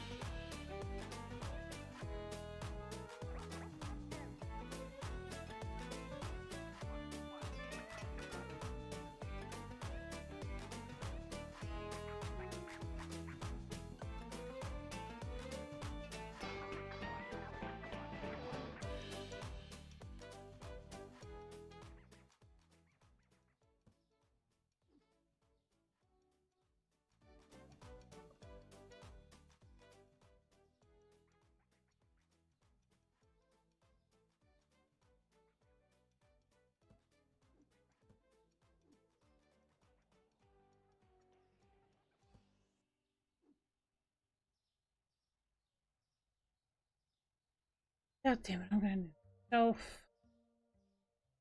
Fuck. Don't even have space to put.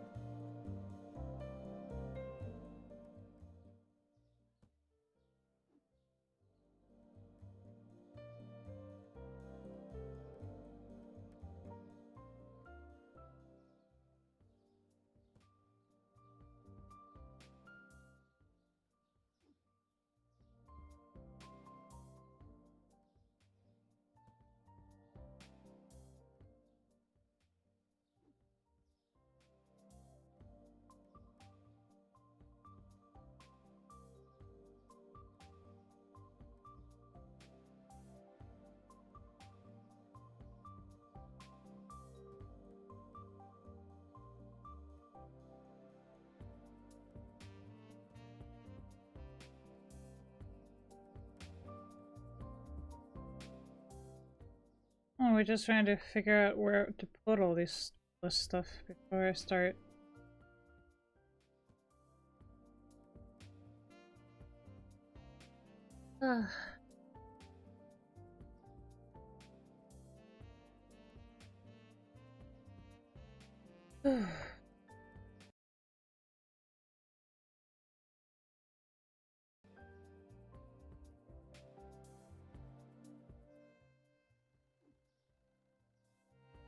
It's not as easy as it looks, okay?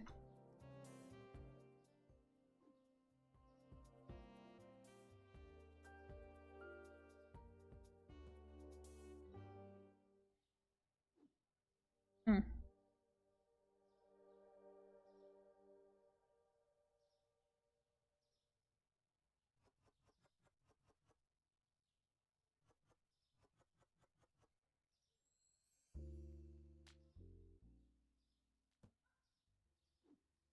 Oh yeah, we now have pepper as well.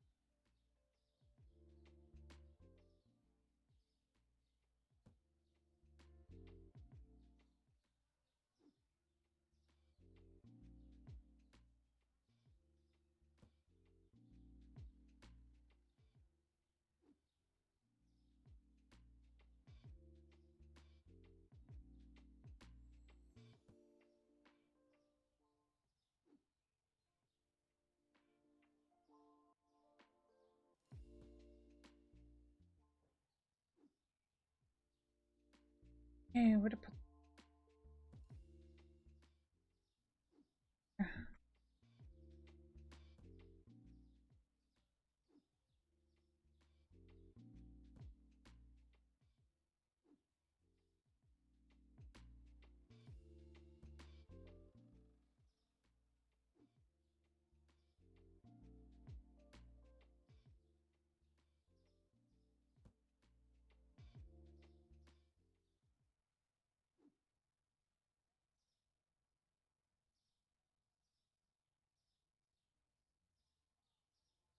Hey, let's rehire all our restockers.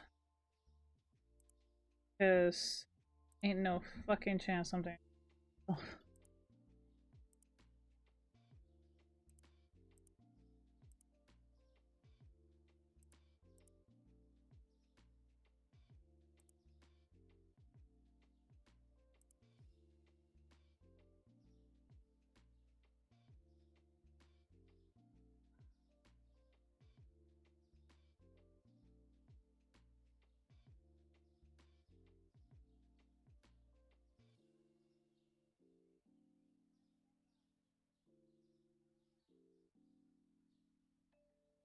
Mm-hmm.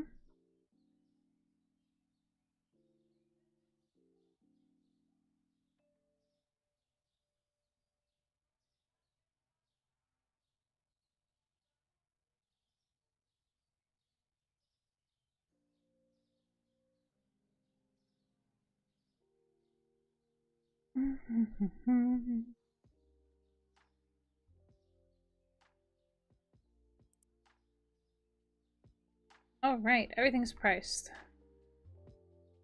But we do need to get a few things. So, we're gonna use this. We're gonna get 1, 2, 3, 4, 3, 2, one of these, one of those.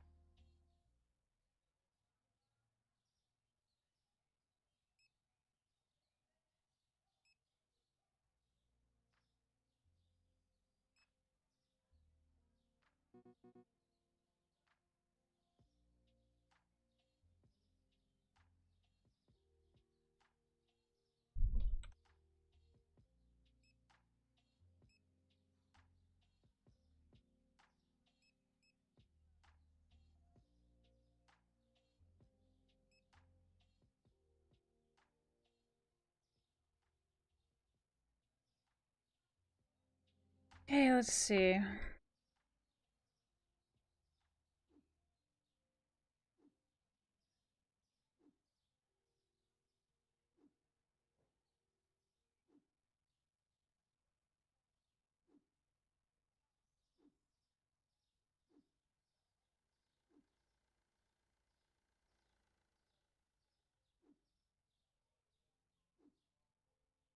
We're just gonna throw everything over here to the storage area because I do not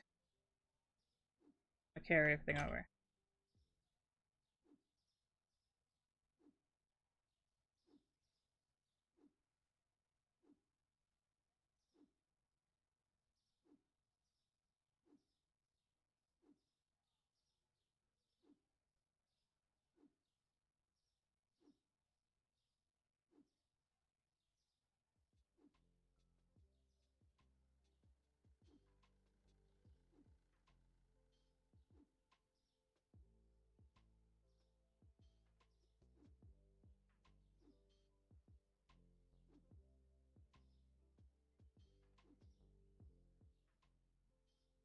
Okay, let's see.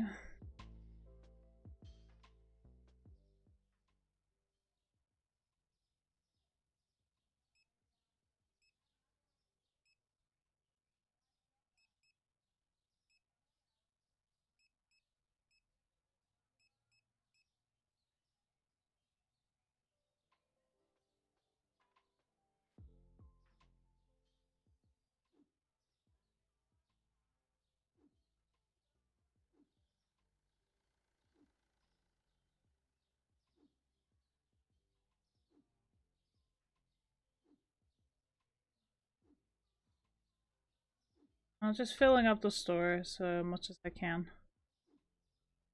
Storage as well. Alright, let's open up shop. Everything's fully stocked. We have some extra space on the shelves, but that's fine.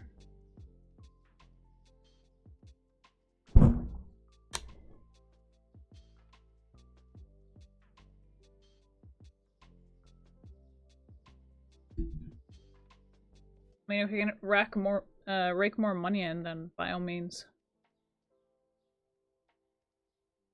let's do so.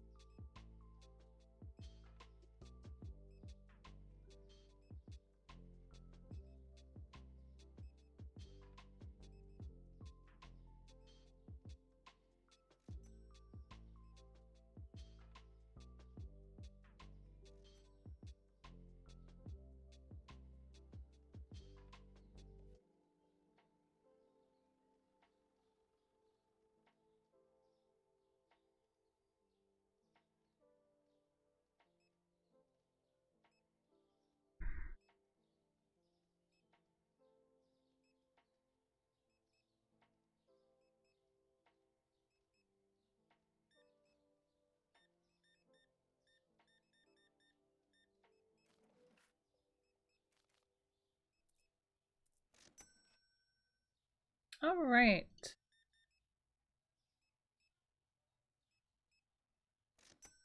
Oh, that makes so much of a difference. Using the numbers on my keyboard for the card. Like, oh, that is wonderful.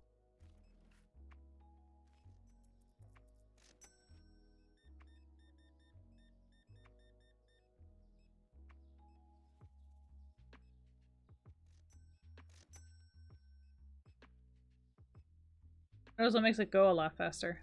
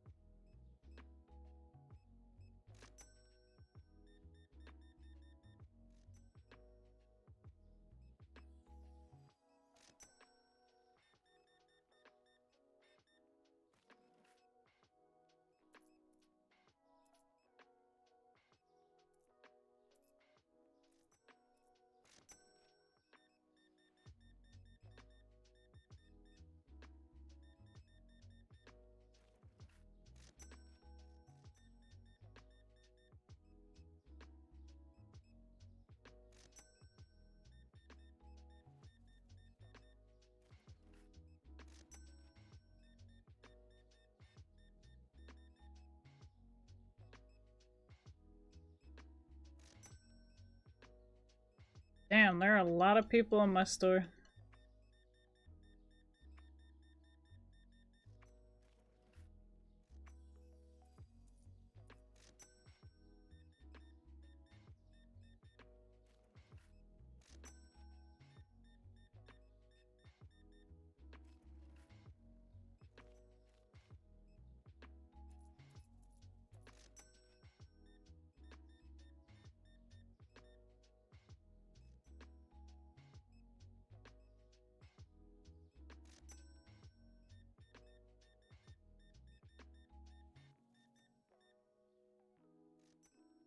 It kind of feels like I'm in a real store working when doing this.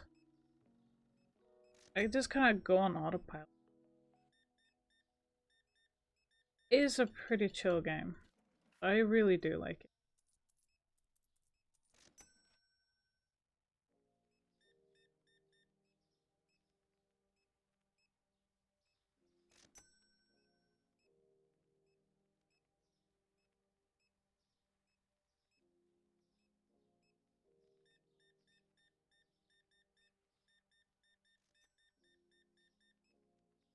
Not so sure that we're gonna go in plus today, but that's fine.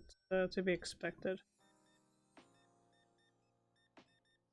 We did rearrange quite a bit before.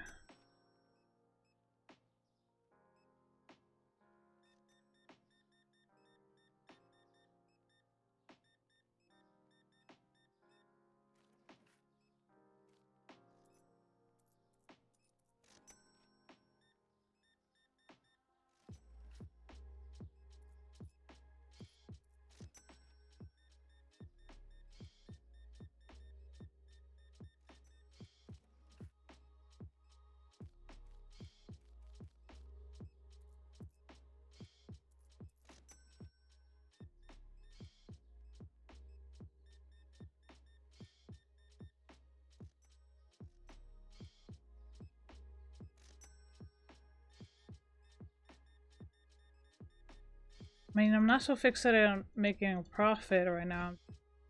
I'm fixated on get through the day.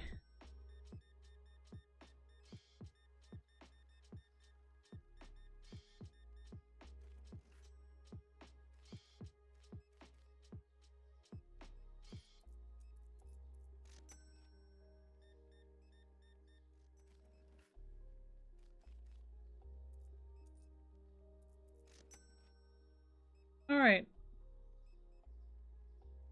We're not closing the shop at 9. Not ending the day yet. We're gonna wait until there are no more customers or get the maximum amount of this shop. very much. Alright. This.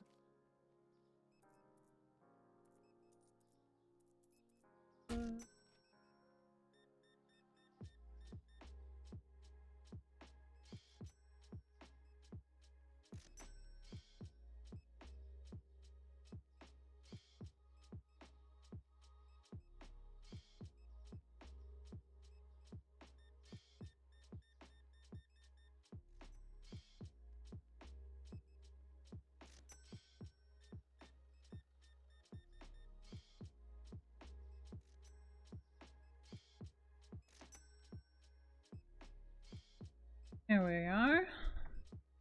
Okay.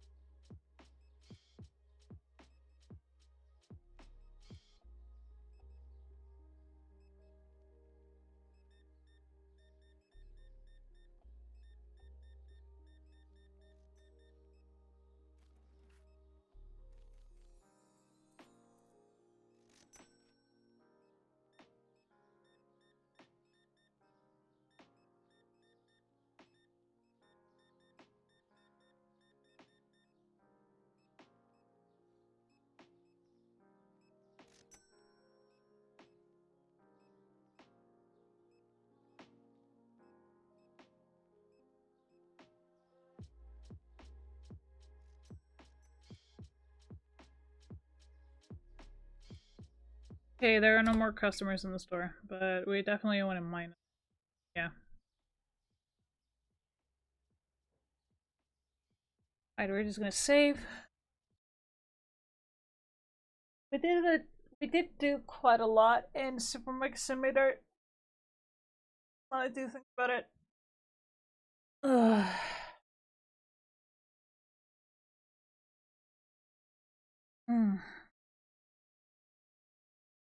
Coffee is helping a little bit, but I'm gonna go ahead and get me some fresh air. See if my partner's awake. So, chat, I will be right back. I was gonna stretch my legs and actually do some freaking stretches, okay? I'm gonna do some stretching as well. So, I'll be right back.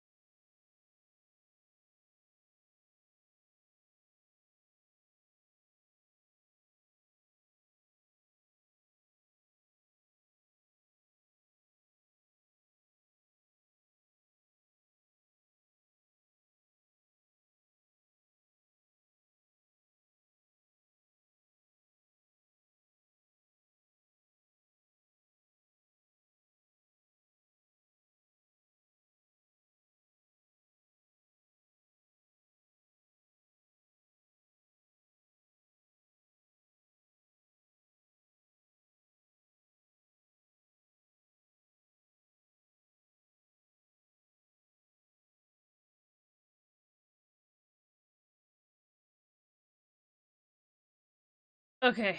Yeah, I know. I know. It took a long ass fucking time. Okay, I know that. But here's the thing. I had to go to the store. And there was a lot of stuff moved around. And then I realized I needed other things, and I was like, fuck. God damn it. Why does this have to happen? So I got hungry in the store, I saw food, and I was like, what? Fuck it. We're getting food. So we're just gonna put on just chatting, and we're gonna watch something. Well, you know who we're gonna watch. We're gonna watch Mr. Ballin'. Ooh, first ever holiday merch drop. Ayo. Okay, okay, okay.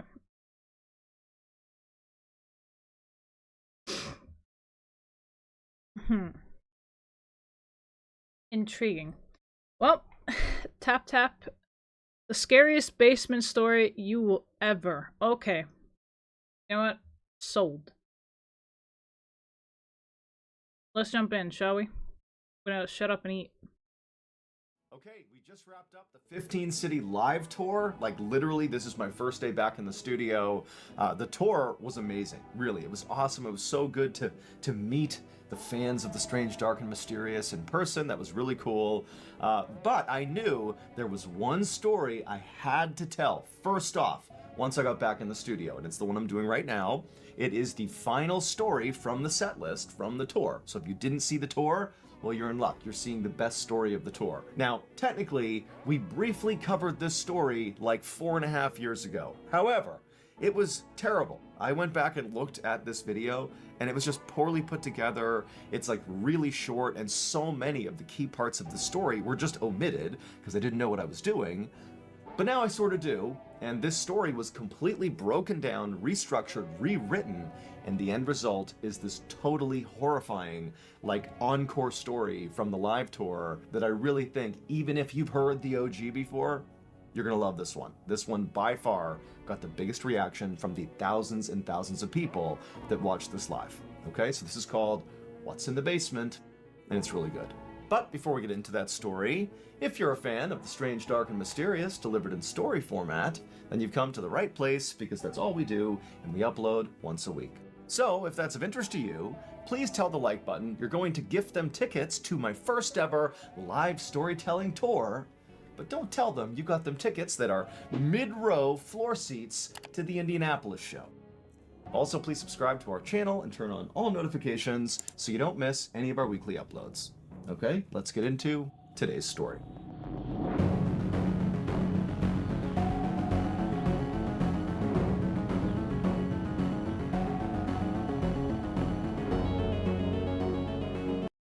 The hate for the like button.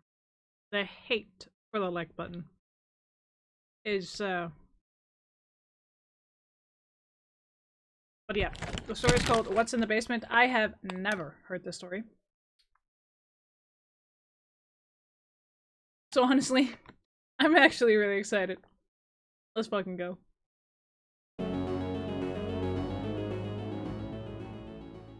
In the fall of 1986, Frank Bowen, along with his two daughters, Tina, who was 15, and Karen, who was 9, they experienced just a terrible loss. So Frank's wife and the girl's mother suddenly passed away from cancer.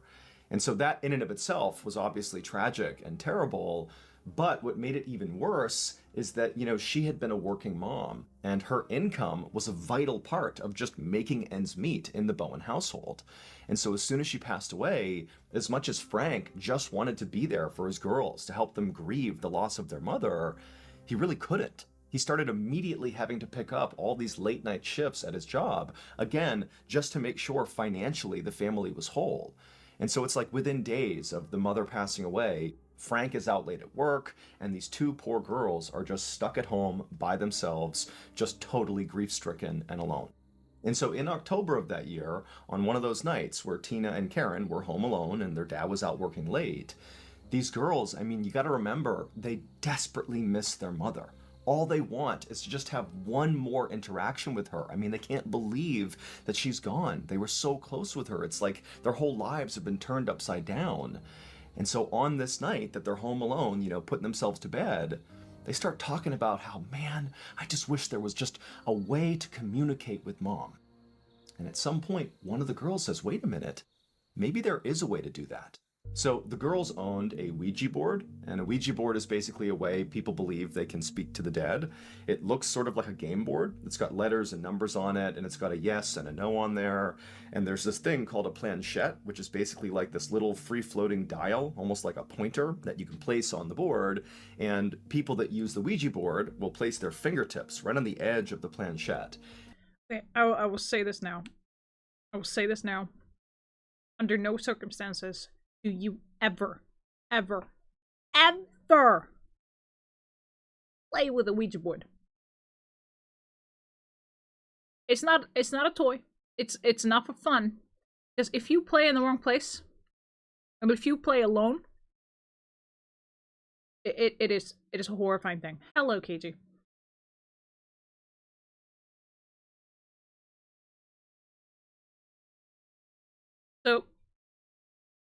So actually I remember this. I was very young. I can't remember how old I was. But my sister and her friends played with a Ouija board. Yeah, a long time no see. So my older sister and her friends played with the Ouija board. Shit went crazy. My mother came home. I saw this. And I will never forget it. One of the girls, one of my sister's friends, had a chunk of her hair ripped out of her, and it was floating in midair. I'll never forget it. Do not fuck around with a Ouija board. It is not a toy. It is not fun. If you fuck up, you are done for. They got lucky. My sister and her friends got lucky. You don't get lucky very often. They've never touched the Ouija board again. They don't even so much as allow it in their homes. You try and bring that thing in, they will throw your ass out and hit you with that Ouija board. So, do not. Alright? It's like, sure, people thought it was a game, but when people were actually contacting shit gets crazy. I will not touch it. It will not enter my house. I will not allow it. Like, if anyone is like, hey, let's play... No. Hey, let's play a Ouija board. No. Get that fucking thing out of my vicinity. Far ass away. That thing ain't going to be near me again. I don't fucking know. I don't fucking know, but it's not sold. I'm not sure it's sold as a game anymore. I haven't seen it in game stores.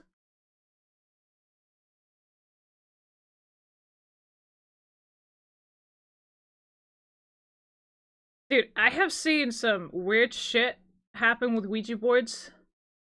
Like, in the middle of a field, even. I refused to play. I refused to play. And I was adamant about it. They were playing in the middle of a field, and shit happened. I was sitting right next to this person.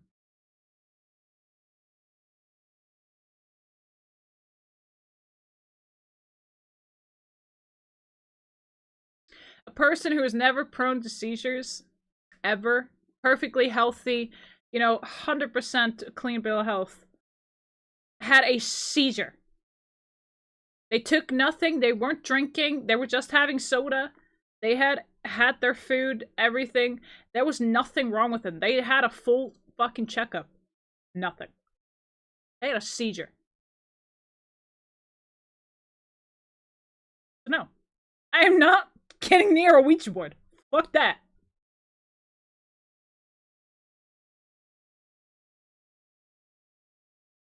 Do not.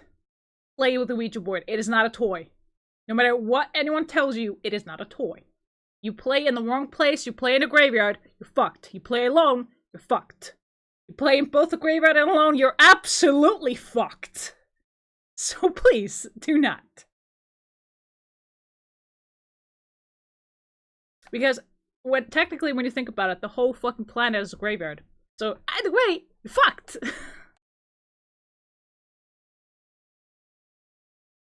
Alright, let's get back into the video. But yes, I'm never doing that. And they will literally just say things like, if there are spirits in the room with me right now, give me a sign. And in theory, if there are, the spirits will move the planchette around so that people have their fingertips on it, but they're not controlling it. And it will move around the board and land on yes or no, or spell things out or give numbers. It's just a way people believe they can speak to the dead. And so Karen and Tina are like, why don't we get our Ouija board out and have a seance? Let's try to communicate with Mom and see if she manipulates the board and gives us a sign that she's here with us. And so Tina and Karen, they get their Ouija board, they go down into the basement of their house, they lay it out, and they put their fingers on the planchette. And after a minute, one of the girls is like, hey, Mom, are you here with us right now? And they have their fingers on the planchette, but nothing happens. So again, the girls kind of wait a minute, and they try again. Mom, if you're here with us right now, please, anything, just move it even a little bit. Show us you're here with us right now. Nothing happens. And so over and over and over again for over an hour, the girls just sit there asking every combination of question they can possibly think of to try to elicit a response from their mother, who they so want to believe is like with them right now, sort of looking out for them. But no matter how earnestly and passionately they asked these questions, the planchette never moved. So the seance didn't work. And so the girls, it's not clear if they literally believed they were actually going to get a reaction from their mom, but, this was pretty disappointing. It was like another reminder that, Mom really is gone. And so they packed up their Ouija board, very frustrated, and they went upstairs to their respective bedrooms on the second floor of the house. They climb into bed, and they try to go to sleep. So their father is still out at work. He won't be home for some time, and the girls know this. They know that they are home alone until they fall asleep. And so they're laying in their bedrooms, it's totally dark, it's quiet, and as they're laying there, the girls begin to hear a tapping sound coming from somewhere in their house. Now, it was clear to them that the tapping was not coming from the floor of the house they were on. It was coming from somewhere either on the first floor or maybe down in the basement. But, at first, the tapping sounds didn't really alarm them at all. It just sort of sounded like, house sounds at night. The sound of machines whirring or clicking, or maybe branches outside striking the side of the house, or who knows what. But they seem sort of like harmless sounds that you would expect at night.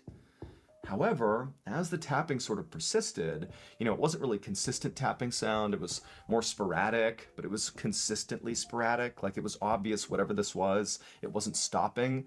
As that continued, the girls began to tune in more and more to it and started wondering, like, what is this? And at some point, the younger of the two girls, Karen, the 9-year-old, she started to get spooked. The sound was kind of freaking her out. And so she got out of her bed and she left her room. She goes down the hallway. She comes into Tina's bedroom and she goes up to her big sister and she's like, do you hear that tapping sound? And Tina's like, yeah, what is that? And so the two girls, they leave Tina's bedroom together. They go out into the hallway. They can still hear the tapping. It's kind of coming from downstairs somewhere. And the girls, they walk to the top of the stairs, basically looking down the stairwell that wraps down to the first floor. They can't see the first floor. They can only see, the halfway point, the landing. And they're hearing the tapping sound coming from somewhere down there. And the girls are just kind of listening, not really reacting. And at some point, one of the girls says, wait a minute. What if this tapping sound is Mom? What if the seance we did worked? What if she is here and now she's giving us a sign that she's with us right now? What if it's her? And so feeling sort of excited all of a sudden, one of the girls just says, Mom, is that you down there? And immediately there's a response. Tap, tap, tap. Something from downstairs is reacting to their question. And the girls are psyched. This is what they wanted when they did their seance. All they wanted was some interaction with their mother, and they think right now they're getting it. They're talking to their mom. And so after getting that tap, tap, tap response, one of the girls asks another question. Mom, if it's really you, give us another sign. Really show it's you. Tap, tap, tap. Something for sure is interacting with them downstairs. And the girls 100% believe it's their mother. And again, they are thrilled. And so the girls, they start walking down the stairs, firing off more questions to their mom. And even though some of their questions weren't really yes or no questions, they would always get that sort of tap, tap, tap response. Like, again, something is interacting with them. And as they made their way down to the first floor and they're hearing this tapping and they're sort of following it around, it eventually brings them to the head of the stairs that leads down into the basement. And they open up the basement door and they're asking more questions. They're getting those tap responses and it's clearly coming from downstairs. And even though the girls are really excited, it's gotta be Mom, they weren't so confident that they were prepared to go down into the basement to follow after this tapping sound. So they sort of stopped at the top of the stairs, looking down into the basement. It's gotta be Mom, but it's still a little bit frightening to go down there. And so they stayed there right above the stairs, looking into the basement, just constantly asking questions and getting responses from down in the basement from Mom. It was great. And eventually, after, 30 minutes, 45 minutes, whatever it was, the tapping just stopped. The girls continued asking questions, but there was no longer any reaction from the basement. And so at that point, the girls, they're so excited. They really feel like they've been talking to their mom, and they're so jazzed up from this experience that they're like, we're not going to be able to sleep.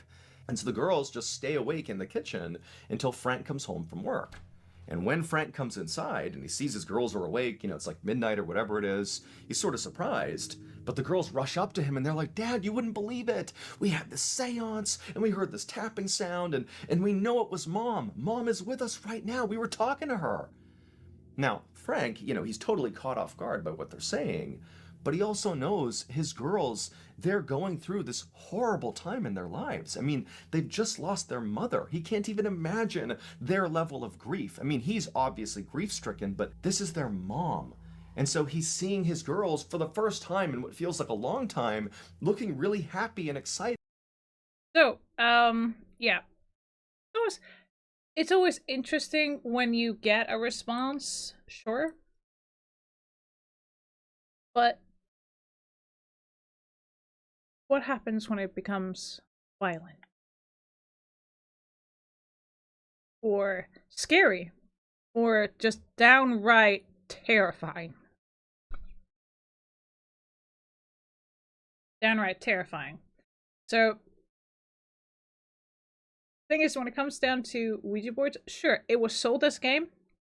Back in the day, they still say it's a game.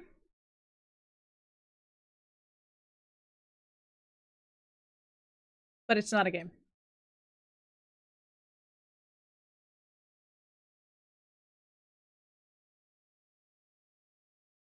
I will not accept that. I will not accept that a Ouija board is a game because sure, it's supposed to be a psychological game with a planchette and everything. But it's not.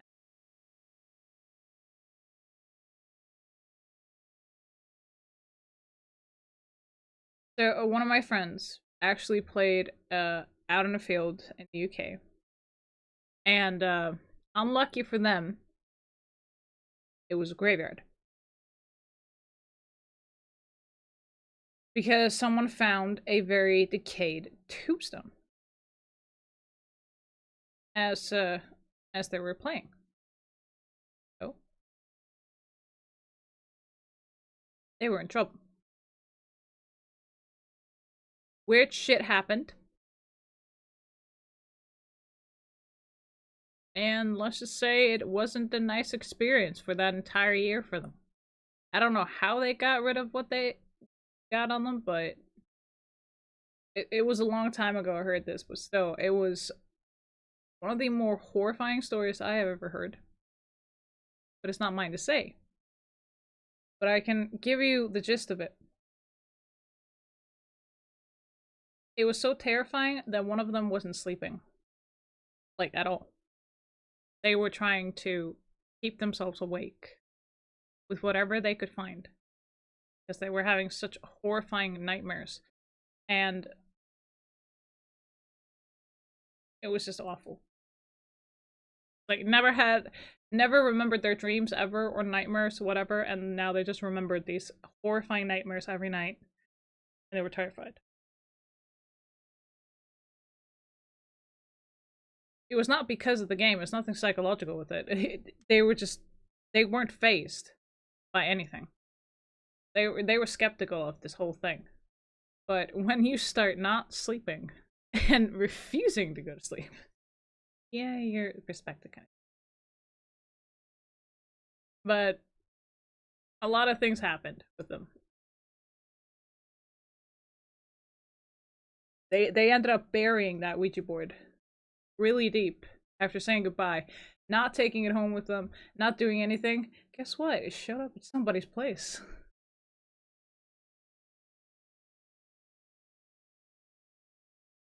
And it was the person who buried it.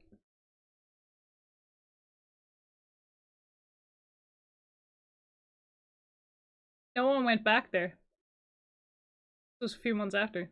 The ground had, like, grass had grown over it.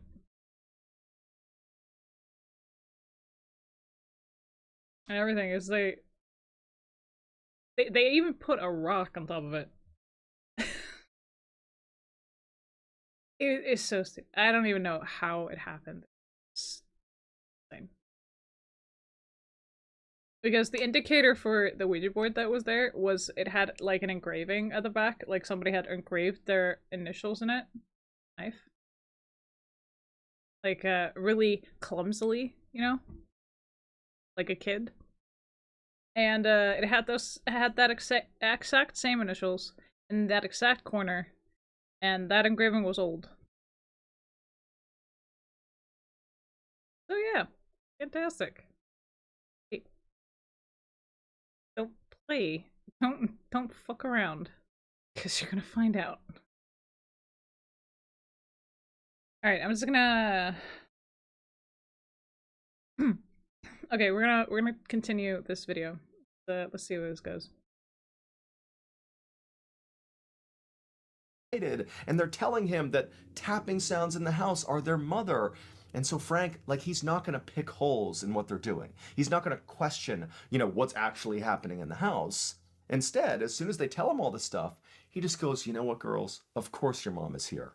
Your mom will always be here. She will always be looking out for you. Your mom is with you right now in the house, I'm sure of it. And so the girls, they're so happy. Again, this was such an amazing experience. Their dad, he also agreed this is so good. And so the girls, they happily go upstairs to their bedrooms and they go to sleep. And Frank, truthfully, after having this exchange with his daughters, didn't really think much of it. Again, he's sort of thinking that, there wasn't really tapping sounds coming from his deceased wife. This is just some coping mechanism that the girls are using to deal with this tragedy. And he thinks, you know what? It's healthy enough. It's making them happy.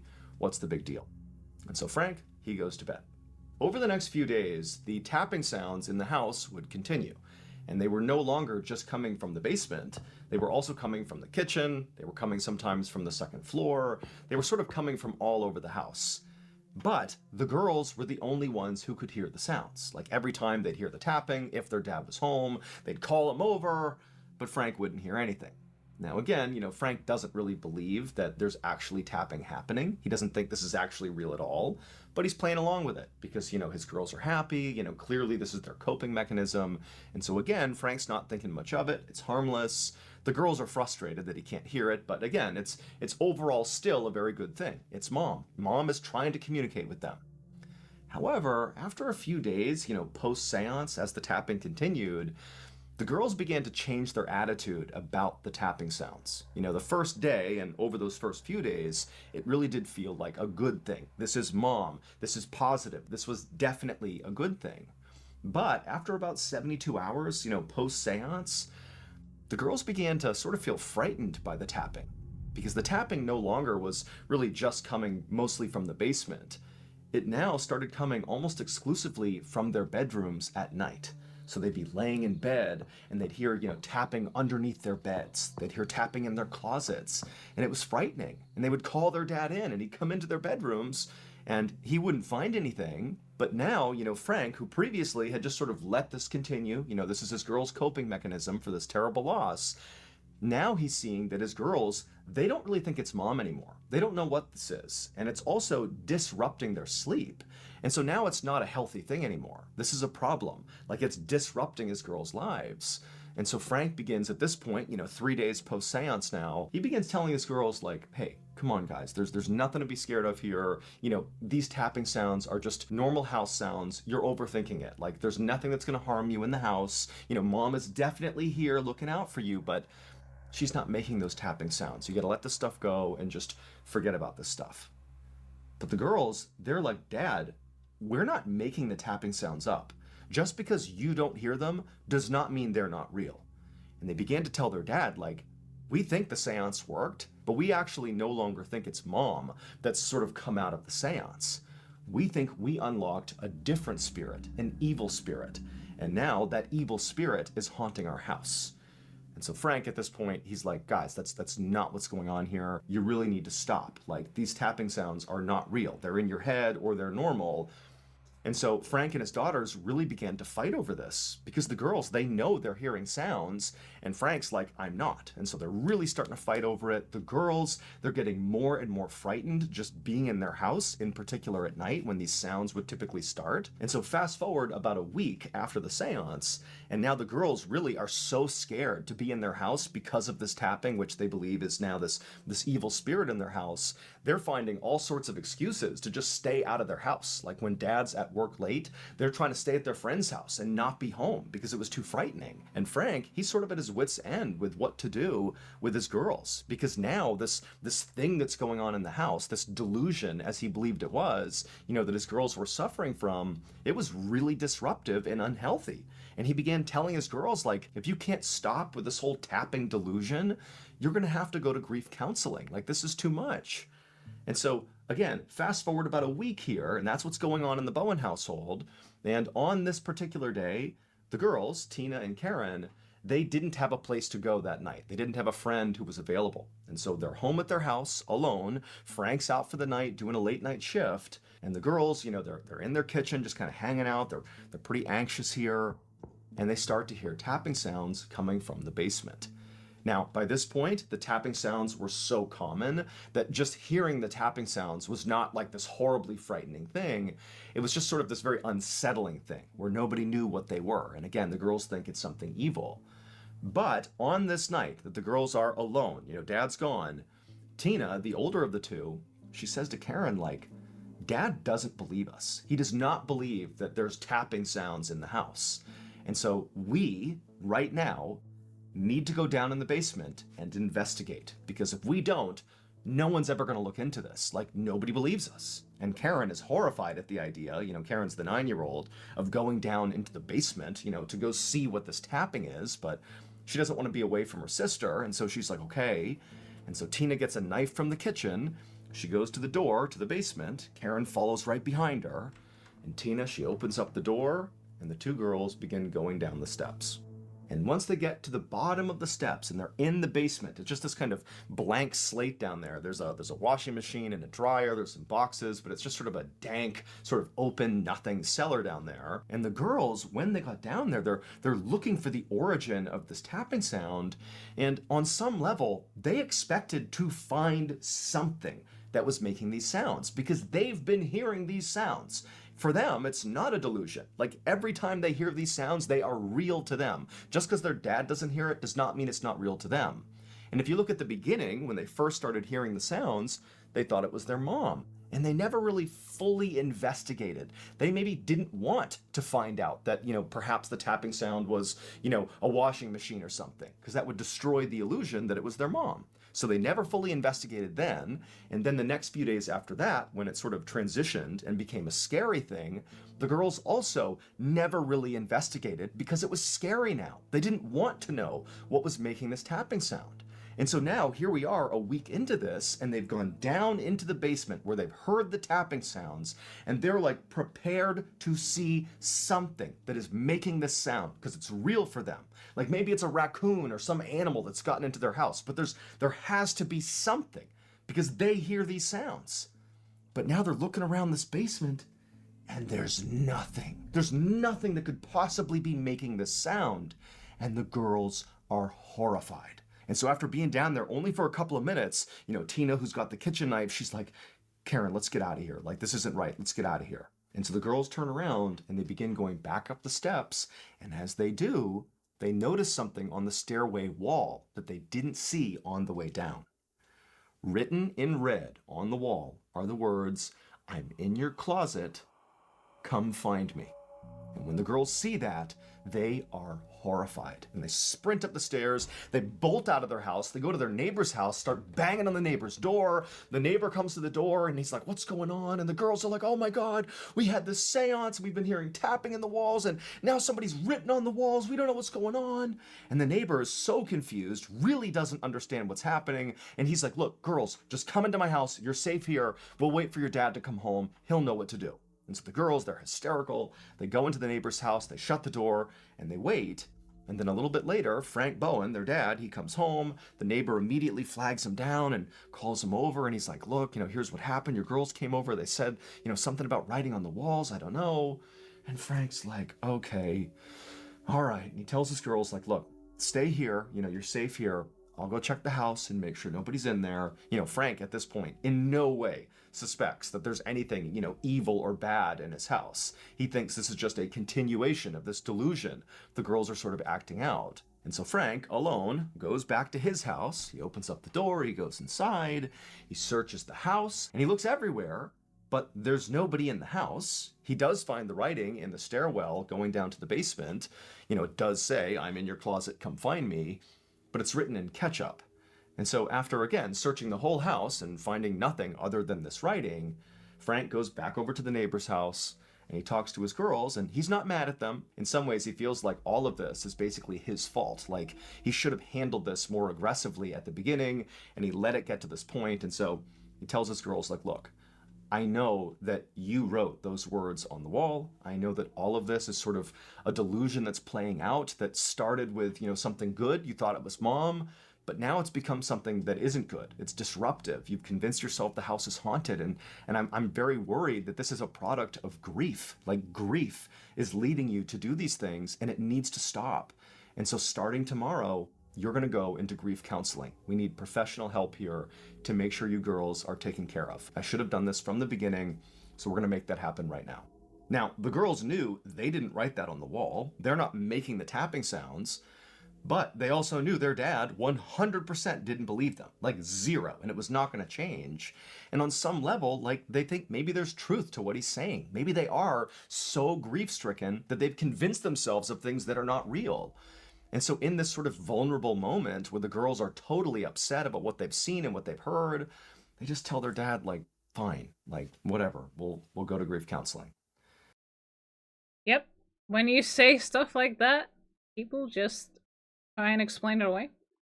Or they just think you're playing crazy. Why do you think nobody talks about what happens when you play with stuff you do not understand? Nobody talks about it. Because it makes them look crazy. People get locked up for saying shit like this. Okay? It is a fact.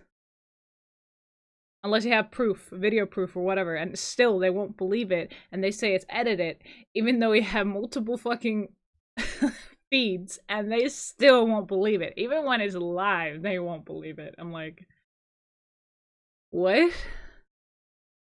It's stupid. It's just stupid.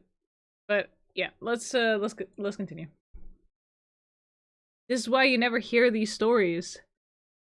Almost ever, because people think you're crazy.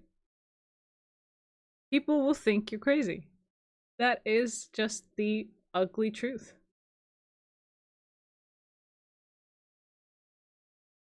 Why don't you want to work now? Why? There we go. Okay, you want to work? You want to work? Does the text speech texting want to work now? Are you gonna work? No? Maybe? Possibly? Hello?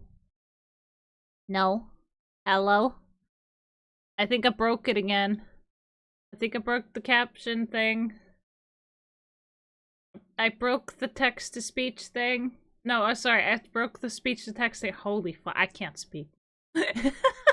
Scuff time? Yes, absolutely. The scuff is real. Okay, are you gonna work? Are you gonna work? Yes, there we go. That was working! Yay! I broke it! Ah! I broke the speech to text thing. Oh, that's fucking wonderful. I think we needed some comic humor relief, and OPS just went, hey, we need some laughter in here. It's getting too serious. It's getting too serious. Serious. All right, here's some scuff time. All right, now I'm gonna shut the fuck up. We're gonna continue this because we're halfway through. But I love hearing stories like this because it is terrifying.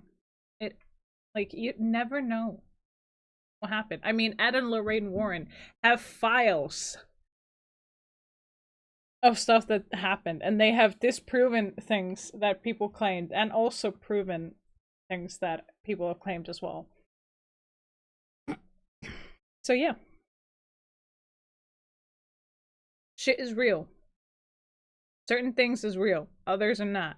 But hey, it is what it is. They also got people psychological help when they actually needed it. Like, they pointed in the right direction when it wasn't what they thought it was, and they just needed psychological help or, you know, actual doctors and stuff. So at least they actually helped in that way. They helped in certain ways. All right. So let's continue. And so, sure enough, the next day, the girls would start grief counseling, and right away, all the tapping in the house, all the writing on the walls, all that stuff stopped. Like, peace returned to the Bowen household, at least at first.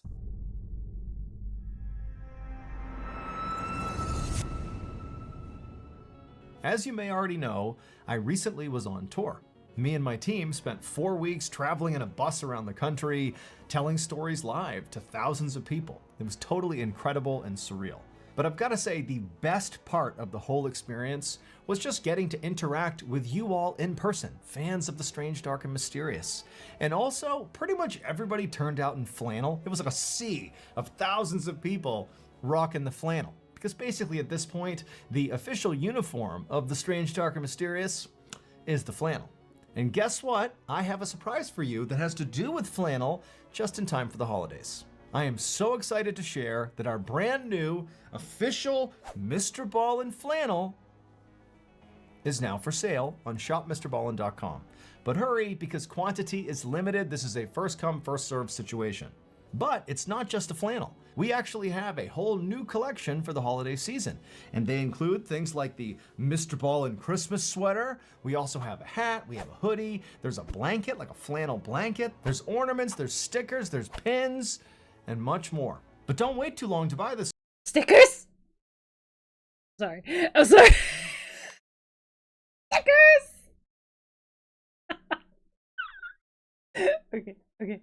Okay. Marcia, yeah, I know, right? I'm like, I mean, if Outland were like to get stuff from Mr. Ballin and sell it, I would be like, can I just I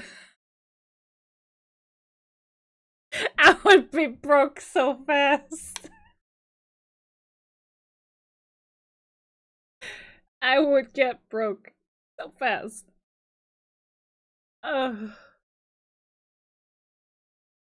Okay. I'm gonna go ahead and put the. Yep. Okay. All right. Video. Let's go. Stuff because this is a holiday drop, which means if you want it in time for the holidays, you gotta order now. So again, head on over to shopmrballin.com to pick up your official Mr. Ballin flannel, along with all the other great stuff we're dropping for the holiday season. I can't wait to see some of you guys rocking the flannel the next time I go on tour. Happy holidays, everybody. Okay, back to the story.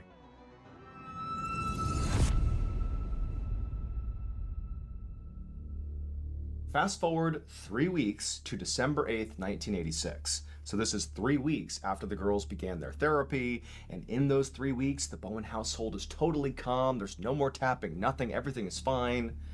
But on December 8th, Frank, along with his 2 girls, Tina and Karen, and their friend, Kathleen, they had been out for the evening, maybe getting ice cream or going out to eat or whatever, and they come back to the Bowen household, and when they do, it's nighttime, so it's dark outside, and Frank, he goes up to the porch, he goes to the front door, and as he's about to open up the door, he looks through one of the windows of his house, and he sees there are several lights on in the house that he didn't remember leaving on before they left. And so he just thinks, like, that's weird. Like, I could have sworn I turned those lights off. He's kind of looking back at the girls right behind him, sort of wondering if maybe they left the lights on, but he's like, oh, that's weird. So he unlocks the front door, he swings the door open, and immediately he sees this scene inside of his house that makes no sense. The TV is on, a radio is on, and furniture in the first floor of the house where he's looking has clearly been moved. Not dramatically, but things have been moved around on the first floor. Like if you live somewhere, you know where things go. Things are off. And Frank, like he's seeing this, and he's sort of looking back at Tina and Karen, and he's like, did they do this? Are we back to this whole delusion? You gotta remember that even though it's been 3 weeks now of peace in the Bowen household, Frank is all too aware of how insane it was right before then. You know, with the girls, you know, writing on the wall, at least according to him, and thinking there was an evil spirit in their house, and, you know, he's thinking, is this them? Like, somehow did they do this? This feels sort of like a continuation of that. He's looking at the girls, but he's thinking to himself, like, they've been with me. We've been out of the house. How could they do this? But again, Frank is sort of caught. You know, on the one hand, he knows this could be his girls, but he's also thinking that's not possible. And so in that mind state of sort of being caught between these two opposing ideas, Frank, instead of backing out of the house and calling the police like anybody else would do, he instead just begins like walking into the house, sort of nonchalant, like not really sure how to react. And he begins this sort of half-cocked search through the house. And the whole time, Tina, Karen, and Kathleen, they see what's going on, and the 2 daughters, they're terrified. I mean, they're all too aware of all the tapping and the writing on the walls. They're thinking, this is real, it's happening again. And so they're tucked up right behind Frank, who again, Frank is like in shock. He's just like wandering through the house like, what's going on here? Turns the TV off, he's walking around, turns the radio off, he's moving furniture back around, and he can't believe it. And so he does this weird, like again, half-invested search through the first floor. He doesn't find anybody there. He goes to the second floor, does the same search. Again, all 3 girls, the 2 daughters and the friend, they're right behind Frank because they're so scared. They do the search of the second floor, nobody there. They search the attic, nobody there either. They go down to the basement, nobody in the basement. Like there's nobody in the house. And so Frank is like, what is going on here? And then he remembers there's actually a room on the first floor of the house that he forgot to search. It was just a front room of the house right off the front entrance. You know, when he began the search, he just sort of overlooked it because he was sort of in a daze. And so he's like, okay, I'll go back up there and I'll search that last room and then I'll know the whole house is secure. Nobody's here.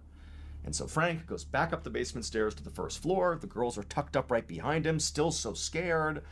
And he makes his way towards this room, and this room overlooks the front of the property. There are windows looking out to the road. It's just you walk in, there's windows, there's the front of the house, and there's a little closet over to the left. It's like a sitting room. And so Frank, he goes into this room, and right away, he sees on the wall right in front of him, written in shaving cream, are the words, "Marry me." And so Frank, he walks over to the words, and he's staring at them, being like, what is this? Like, who wrote this?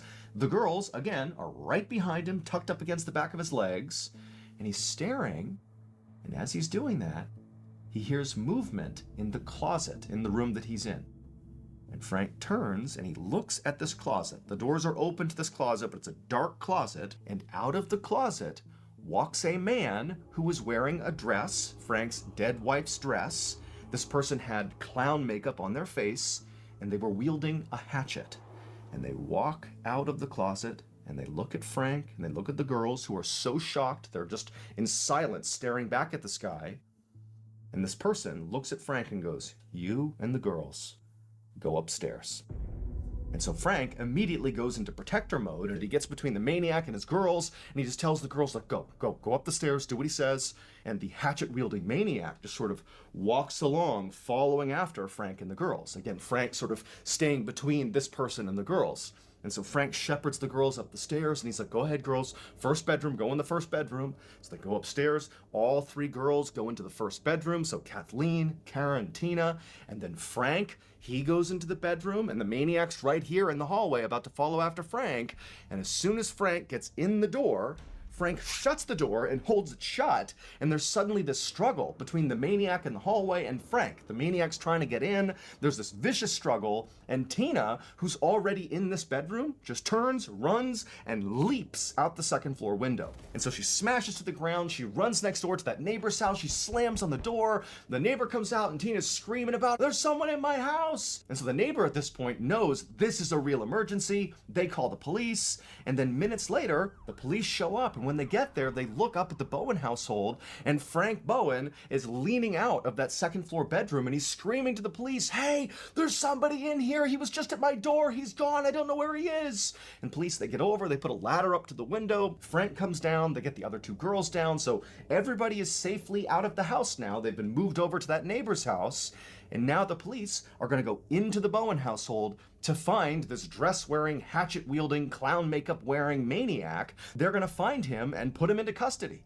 And so the police, they go into the Bowen household, guns drawn, and they search that entire property, top to bottom, and they find nothing. Nobody's there. The house is completely vacant. However, they would find a hatchet lying by the back sliding glass door, and the back sliding glass door was partially open. And so ultimately, again, when nobody is found inside the house, the police decide, well, clearly this maniac, if there really was a maniac, is now gone. Because look, the door's open, the hatchet's here, so they're gone. And so the police, they go over and talk to Frank and his family, and they're like, look, we don't really know what to make of this. We didn't actually see, this person you claim to have seen in your house. I'm sure there was somebody, but we didn't see them. And so for now, what we're going to do is we're going to monitor your property 24/7 and just see what happens, see if anybody comes in or out. We'll make sure nobody comes to this property. And we'll also begin an investigation in town to try to figure out, who this maniac was.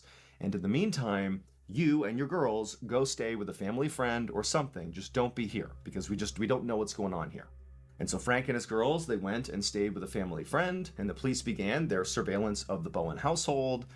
And for 2 days, nothing happened. Nobody went in or out of the Bowen household, and despite police canvassing the town and trying to figure out, who this maniac could have been, they really didn't get anywhere. Because remember, Frank's description and the girl's description of this maniac was, probably a man wearing a dress with clown makeup on, and so effectively this person had a disguise on. There was nothing to go on. So they couldn't find anybody in town, there was no leads, and nobody has come to this house, and they're communicating with Frank Bowen the whole time. Basically, nothing's coming of this case. And so finally, 48 hours after, confronting this maniac in the closet, Frank and his girls, they've been at the family friend's house this whole time. And Frank's like, you know what, it'd be great to get my toiletries and a few other things from my house, because basically they evacuated their house and didn't get a chance to pack or anything. And Frank's thinking, nothing's going on at the house. There's no leads in this case. It's got to be safe to go back to my house for a minute and get the things I need. And so he tells his girls to stay with his family friend, and Frank, by himself, goes over to his house, and it's broad daylight, and he's expecting to find a police officer, who's monitoring his property, and he can tell the officer, hey, I'm just going in real quick to get my stuff, and they would, let him go in and do that. But when he got to his house, he looked around, and he didn't see any police officer outside the property watching the property. And he's thinking, that's pretty weird. They told me they've been watching my property 24/7, where are they? But Frank's like, that's weird, whatever. So he gets out of his car and begins walking towards his front door. But as he's walking, for a second, out of the corner of his eye, he can swear he can see somebody moving in the second floor of his house. But when he looked up, nobody was there. But he was certain somebody had been moving around up there. And Frank's thinking to himself, wait a minute. Are the police monitoring my house from the inside? Is that what they've been in my house? I could have sworn they said they were out of my house. And Frank's like, you know what, just in case, I need to call the police because I don't want to walk in there and startle an armed police officer who's basically looking for an intruder. And so Frank, he goes to that neighbor's house and uses their phone, and he calls the police, and he's like, hey, are you in my house? Is that what you guys have been doing? You've been monitoring my house from the inside? And they're like, no, we have been watching it from the outside. Very likely what's happened here is you've arrived at your house at the exact moment when there is turnover happening between the police officers who are watching it from the outside. Meaning the officer who's been watching your house must have just left, and the incoming officer who will be taking over the next shift is probably on their way, or maybe they're there right now. And in fact, what you should do, Frank, is hang up with us, go back to your property, and very likely the officer will be there or be there soon, and you can talk to them and have them search your house just in case to make sure nobody's in there. And so Frank says, okay, he hangs up the phone, he goes outside, and sure enough, now there is clearly a police officer in a car outside of his property. So Frank goes over and, explains the situation to the officer, and the officer's like, no one's going inside your property. Literally, we have watched this property 24/7, save for a couple of minutes here and there when we're doing turnover, but nobody's gone in or out of your property. But either way, Frank, I'll search your house just to be sure. And so Frank goes back over to the neighbor's house, and this officer goes up to Frank's door, he opens it up, he looks inside, and he can't believe what he's looking at. In the first floor of Frank's house, it's just madness. There are pennies glued to the ceiling of the first floor, and the furniture clearly has been moved all over the place, but it's been stacked in these sort of weird arrangements. And there are glasses of champagne all over the first floor, and there are kitchen knives that have been driven into family photos on the wall. Like the knives are still sticking into the photo, and where these knives have been driven through the photo is always on a picture of either Tina or Karen, the two daughters. And where there are knives in these pictures, above those pictures is written, I'm going to kill you, Tina, or I'm going to kill you, Karen. And so this officer obviously knows, we have a problem here. And so he backs out of the house, he calls for reinforcements. And so all these officers go in, guns drawn, now convinced, clearly somebody has found a way to come in and out of this house, or they're still here, and we have to find them. Like clearly the Bowens were not lying about this horrible, maniac that they encountered in the second floor of their house when police first showed up. Clearly that must have happened because they didn't do this. Somebody else did, and they gotta be here. And so police, they tear the Bowen household apart looking for this maniac. They look everywhere and they can't find anybody.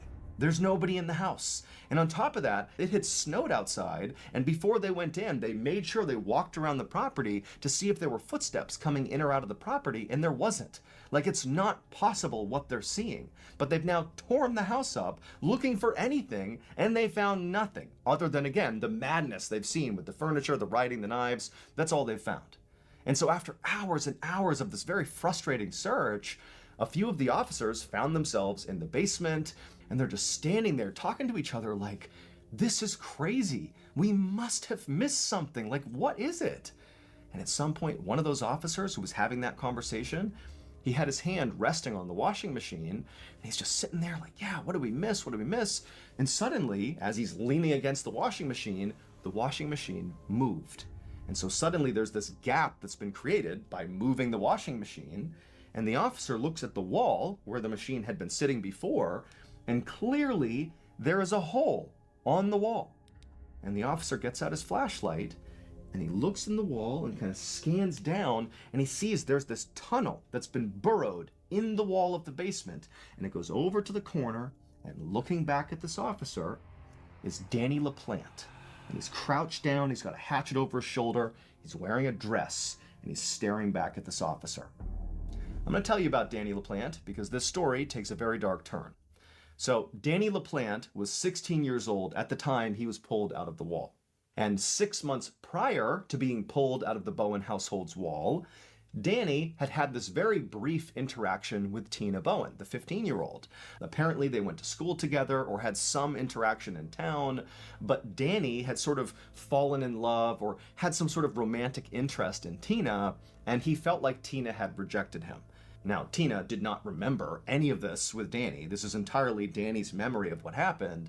But either way, 6 months earlier, when he had this sense of rejection from Tina, Danny responded to that by breaking into the Bowen household, cutting a hole in their walls, and burrowing tunnels in their walls. And for 6 months, Danny LaPlante lived in the Bowen household in their walls. Now, Danny was not able to access the entire house through the wall in the basement. He could basically maneuver in the basement and partially into the first floor, but in order to get to the other parts of the house, Danny had to leave the wall. And so routinely, over these 6 months that he was in their house, Danny would literally, while the family was home, just get out and wander through their house, like as the family is just living there, and they never noticed him. And so for 6 months, Danny spied on that family 24/7. And when the girls had that seance with the Ouija board to try to contact their mother, Danny was downstairs in the basement in the walls watching, and he saw an opportunity. He thought, I'm gonna pretend to be their mother and screw with them. And so when they heard that tapping sound, that was Danny pretending to be their mom. He was absolutely trying to get them to believe their mother was here. But then whenever Frank was around, Danny would stop the tapping and sort of let Frank believe the girls were making it up. And then gradually, Danny sort of transitioned from it's your mom and it's good to actively trying to terrify the girls. He began tapping at all hours of the night. He began sneaking out of the wall, going upstairs to the girls' bedroom, flicking the undersides of their beds, going in their closet, tapping in their closet, and then making sure to be hidden or escape before Frank came in. I mean, this is absolutely psychotic behavior, but it gets worse. So Danny is taken out of the walls and he's arrested, but then 10 months later, when he is awaiting trial, Danny is released on bail. And while he is on bail, he would sneak into another family's house in Massachusetts, the Gustafsons' house, and unfortunately, that family would not escape Danny. Danny would murder 3 members of that family for really no particular reason. He just picked a family and killed them.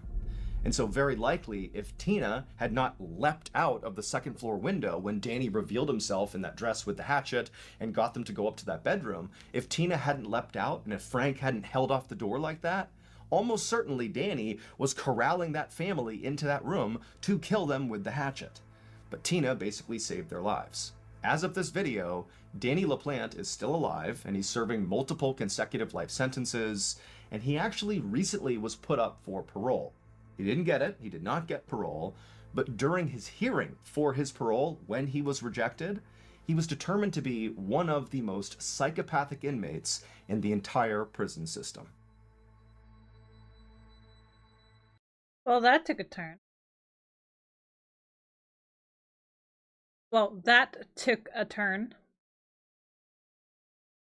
Okay, so yeah, not everything is supernatural, but holy fuck.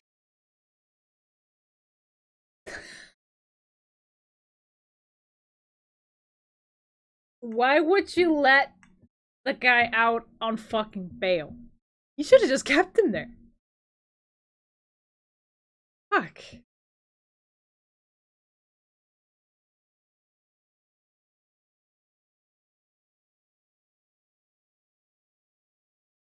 Should have just kept him locked up until trial.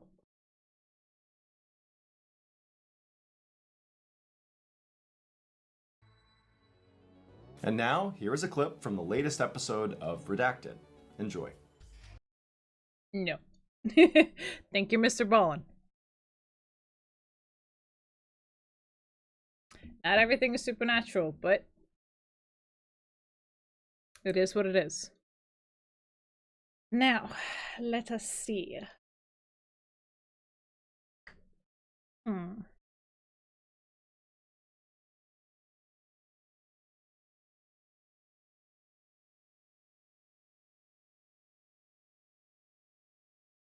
just wanna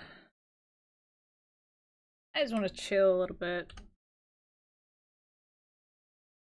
TCG card chips. It's keen.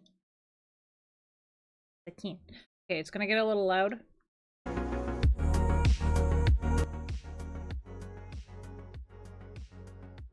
I warned you.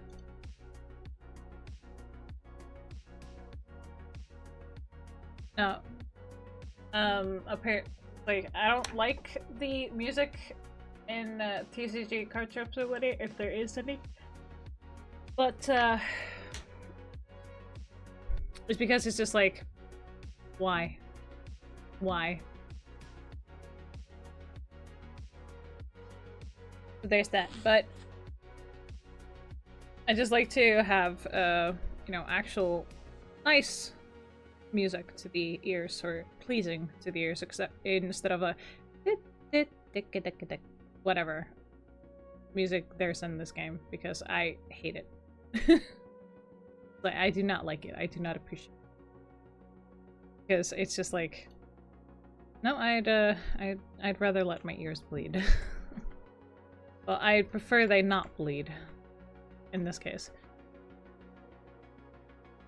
Okay, let's see.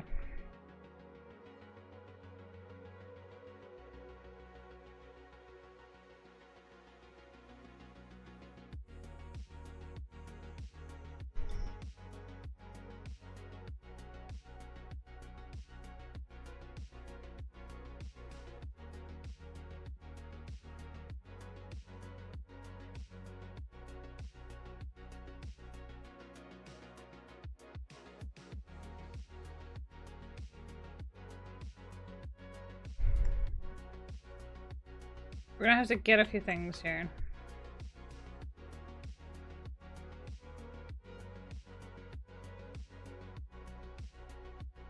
Okay, so what we're definitely getting is 2 of these.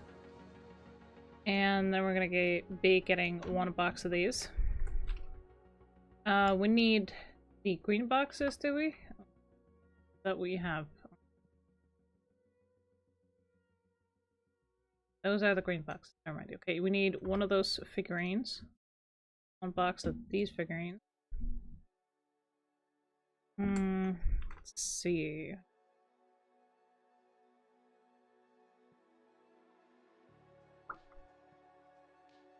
Okay. Those be the red dice? Okay.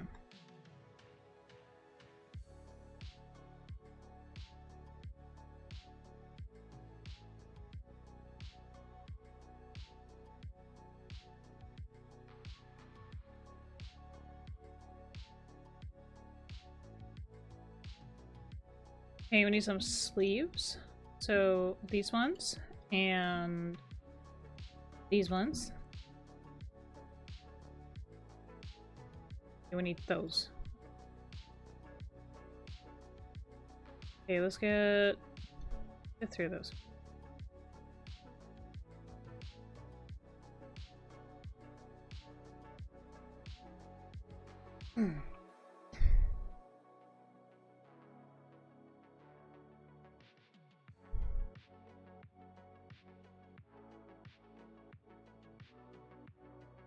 Okay. Alright.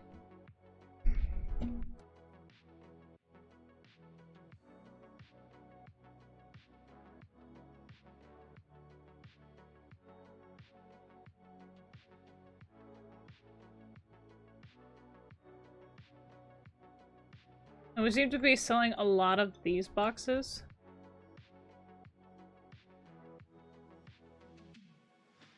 Which I am perfectly fine with. It's not a problem.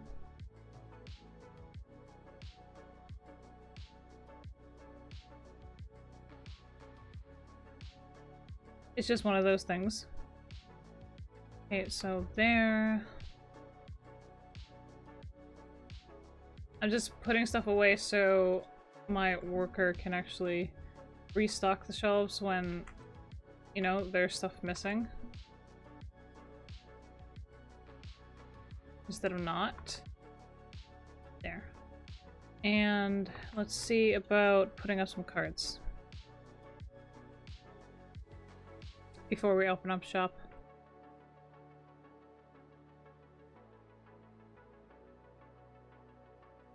I did get myself an energy drink.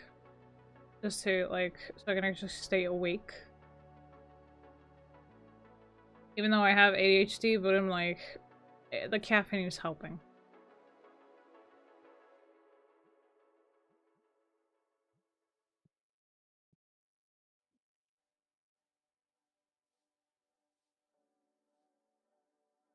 Even though technically it shouldn't, but it is. Some fucked up reason.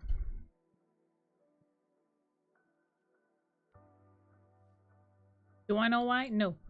Do I care? Not really. It's helping. It's working. So we'll leave it there. Hey, let's see about some more duplicates around here.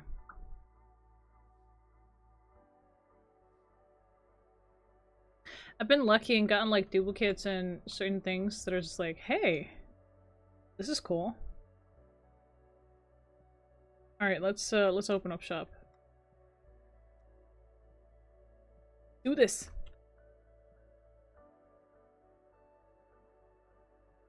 Prices are about the same. Fuck. Really? Only one in here?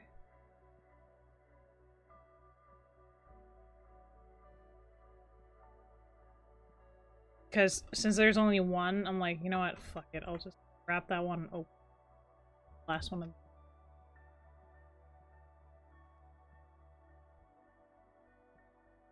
Let's see if there's any other boosters around here.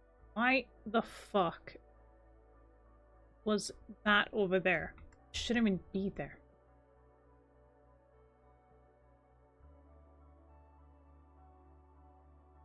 Okay, 2.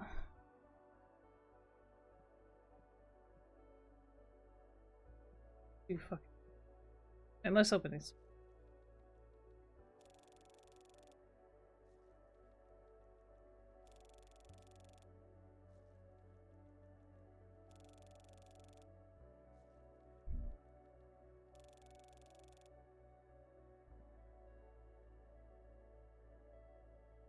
We sell a lot of these. Like already like 4 of them gone. Dude. You can get 88.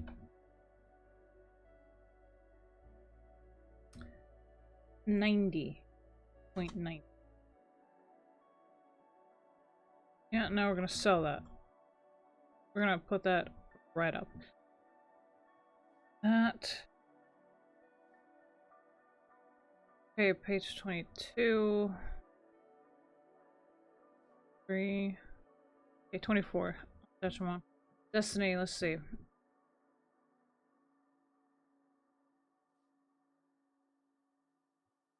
This one. Here. I'm gonna put that up for 110.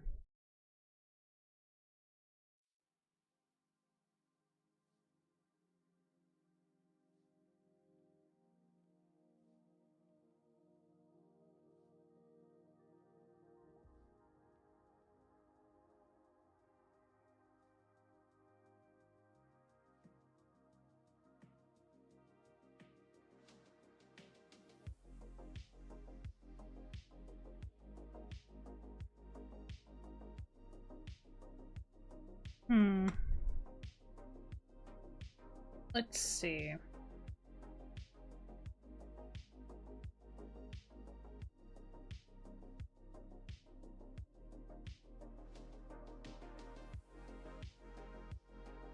Nope.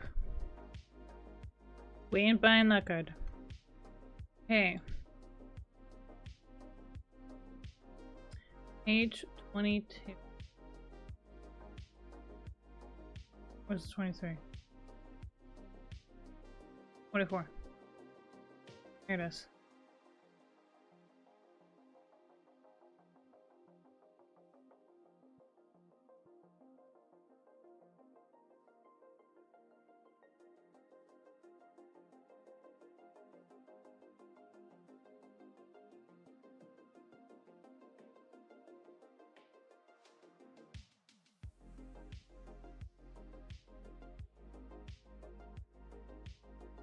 Okay, let's open these.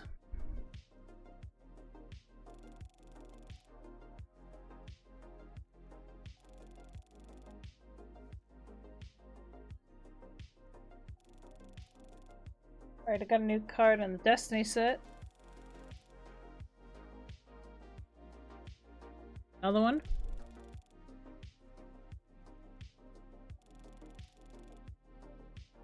Okay, what do you want?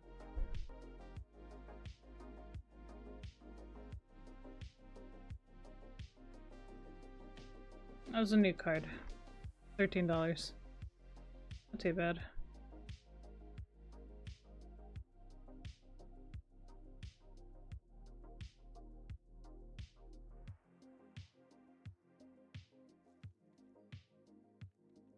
Alright, new card. Bad.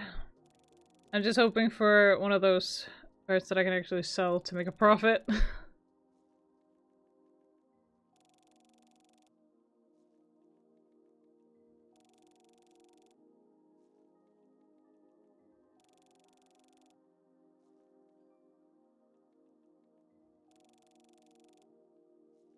Well, at least we're getting some new cards. Okay, what do you want?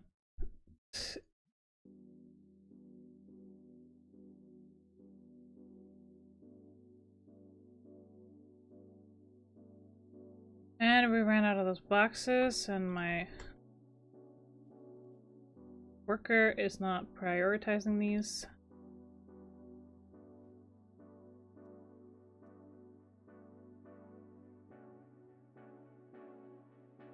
Really?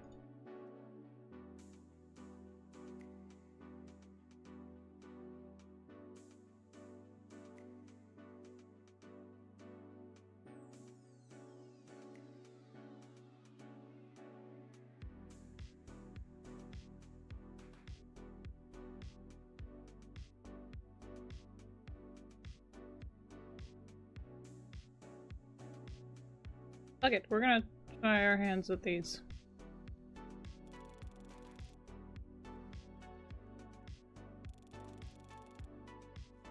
We're at shop level 47 though.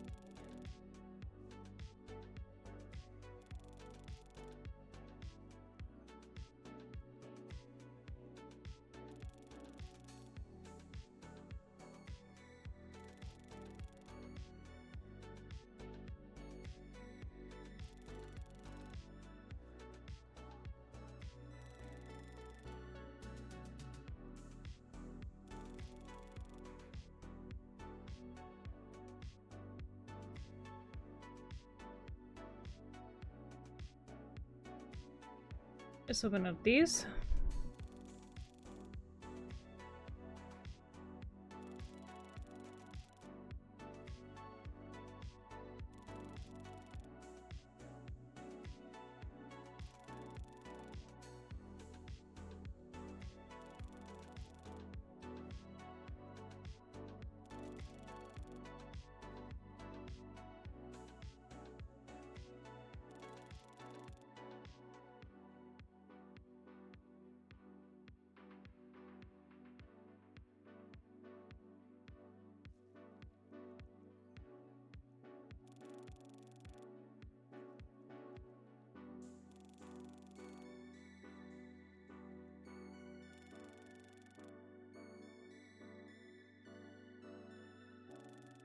Oh, new card. Sweet.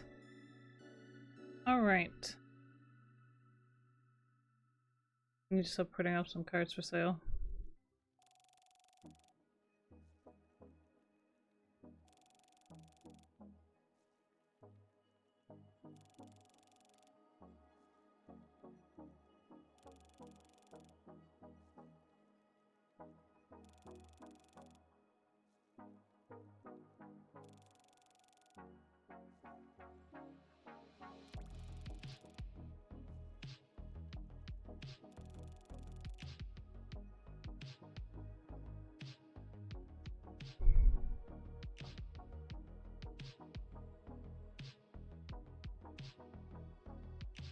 I am paying what he's asking.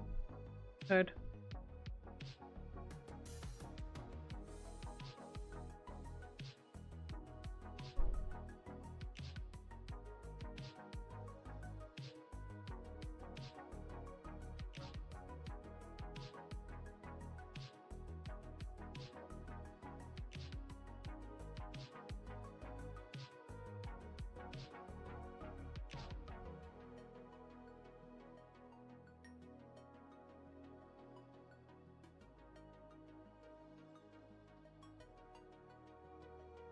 Yep, thank you.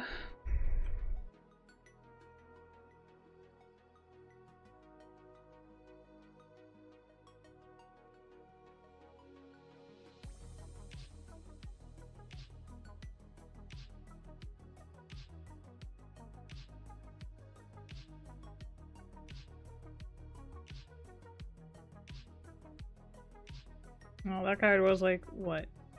$5? Buying it off him for 5. New card. Bad.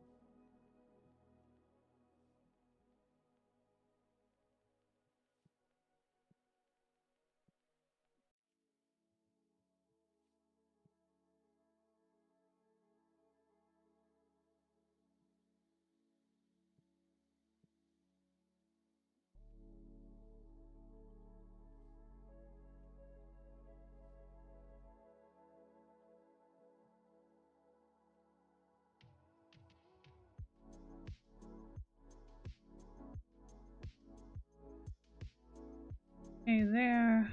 And this one.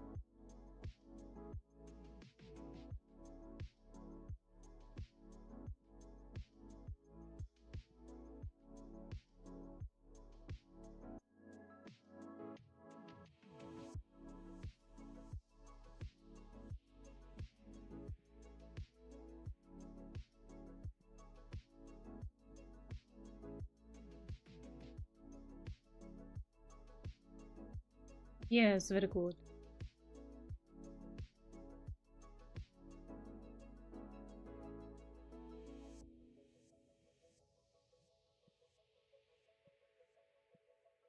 Damn.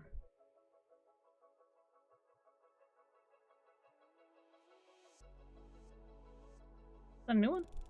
Damn. Sweet.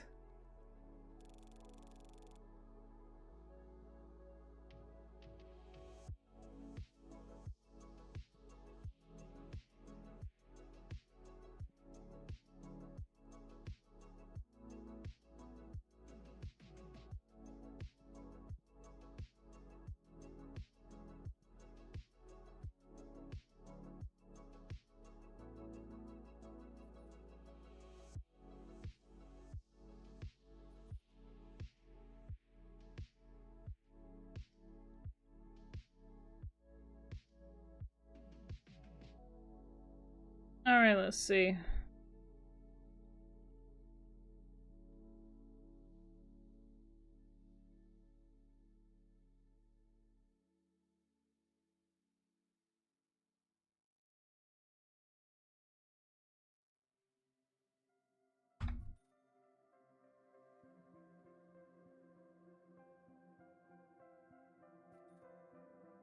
We go.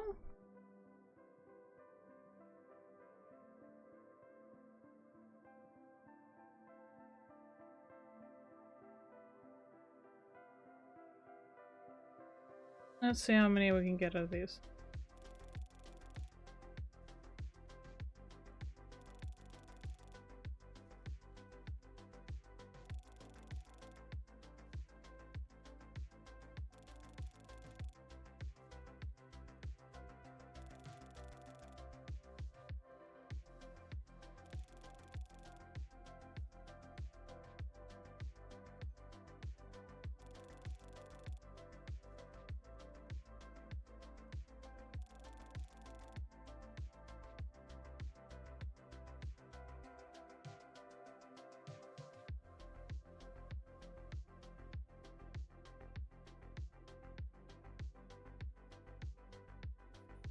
There we are. I'm not sure if we went in plus or in minus, but either way, I am perfectly a-okay.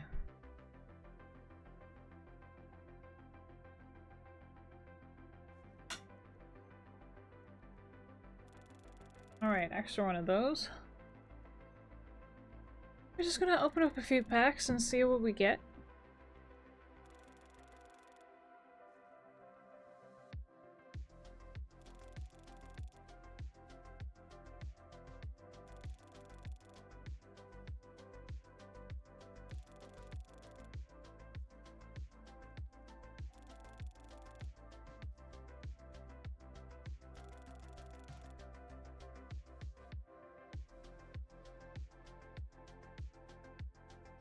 I'll be right back, chat.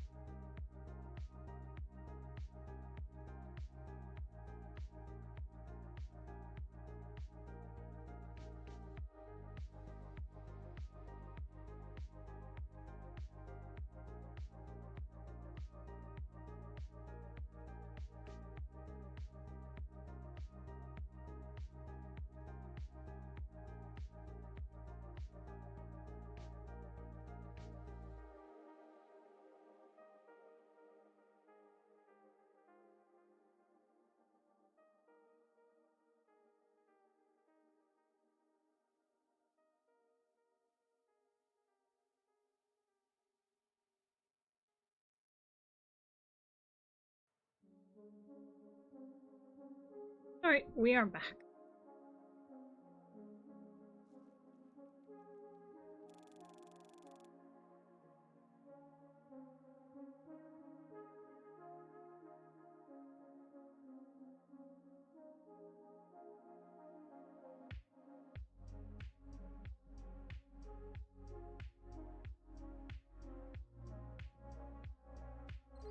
Yeah, let's see where we stand. Alright.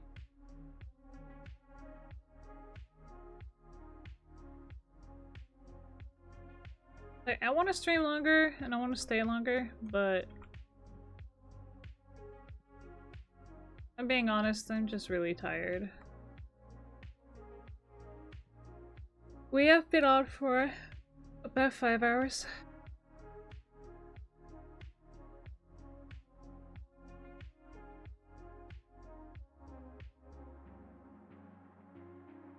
So I think we're just gonna go ahead and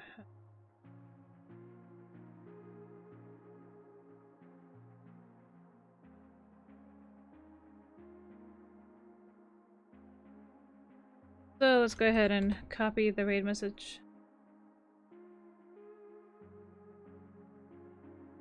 And if you are not subscribed, here is the raid message. And if you are subscribed, it is with set raid emote.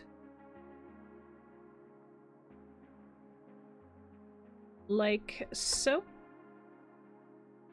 Now, I know exactly who I would like to raid into.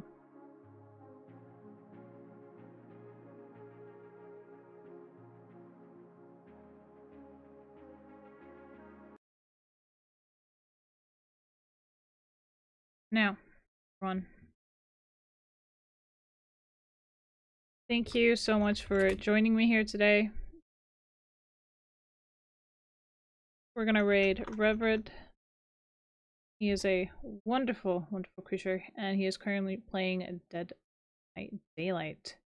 Now let's go show him all the love and appreciation that he deserves. But thank you so much for joining me here today, and please do go ahead and take care of yourself, meaning eat, hydrate, and rest. These are very important to maintain your health.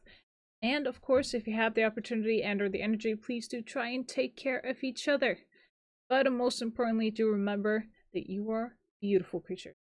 Now I'll send you off to cause mayhem, destruction, and chaos in Rever's chat.